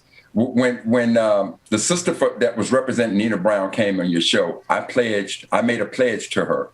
And so you'll be able to verify from Nina Turner that before that show ended, that $2,600, the maximum that I could have pledged, I sent that to Sister Turner. That's it. So wish our sister all the best. And my brother, you be safe when you're on your travels. We'll do. I got a screenshot of that donation, so I'll be sure to share it with her. Thanks, everybody. We'll see you tomorrow. I could really use a change of scenery. Yeah. Everybody smoking all the greenery. Yeah. Close the match 'cause they were handed down to me. But I'm still fly, I know. I'm still fly, let's go. It could all be worse, I could be a hater like you. It could all be worse. Pills to make the man, but that poison's gonna kill you. From the inside out. So right now, say it with your chest now, say it with your chest now. I'm young, I'm free, can't nobody take me here and now. It's my time to run it out. It's my time to ride it. I'm young, I'm free, can't nobody take me here and now. It's my time to run it out. It's my time to ride it out. It's your time. Oh. Cheers to all the haters, 'cause you proved to me that rising to the top was my destiny. And you can see whatever from behind me, but I'm still fly, I know. I'm still fly, let's go. It could all be worse, I could be a hater like you. It could all be worse. Clothes to make the man, but that poison's gonna kill you. From the inside out, it's time to say it with your chest now, say it with your chest now. I'm young, I'm free, can't nobody take me here and now. It's my time to run it out. It's my time to ride it. I'm young, I'm free, can't nobody take me here and now. It's my time to run it out. It's my time to ride it out. It's your time. Oh, if you're on the bus, say yeah. Yeah. If you're on the train, say yeah. Yeah. If you gotta walk, say yeah. Yeah. Everybody's going somewhere. Yeah. Young or old, I really don't care.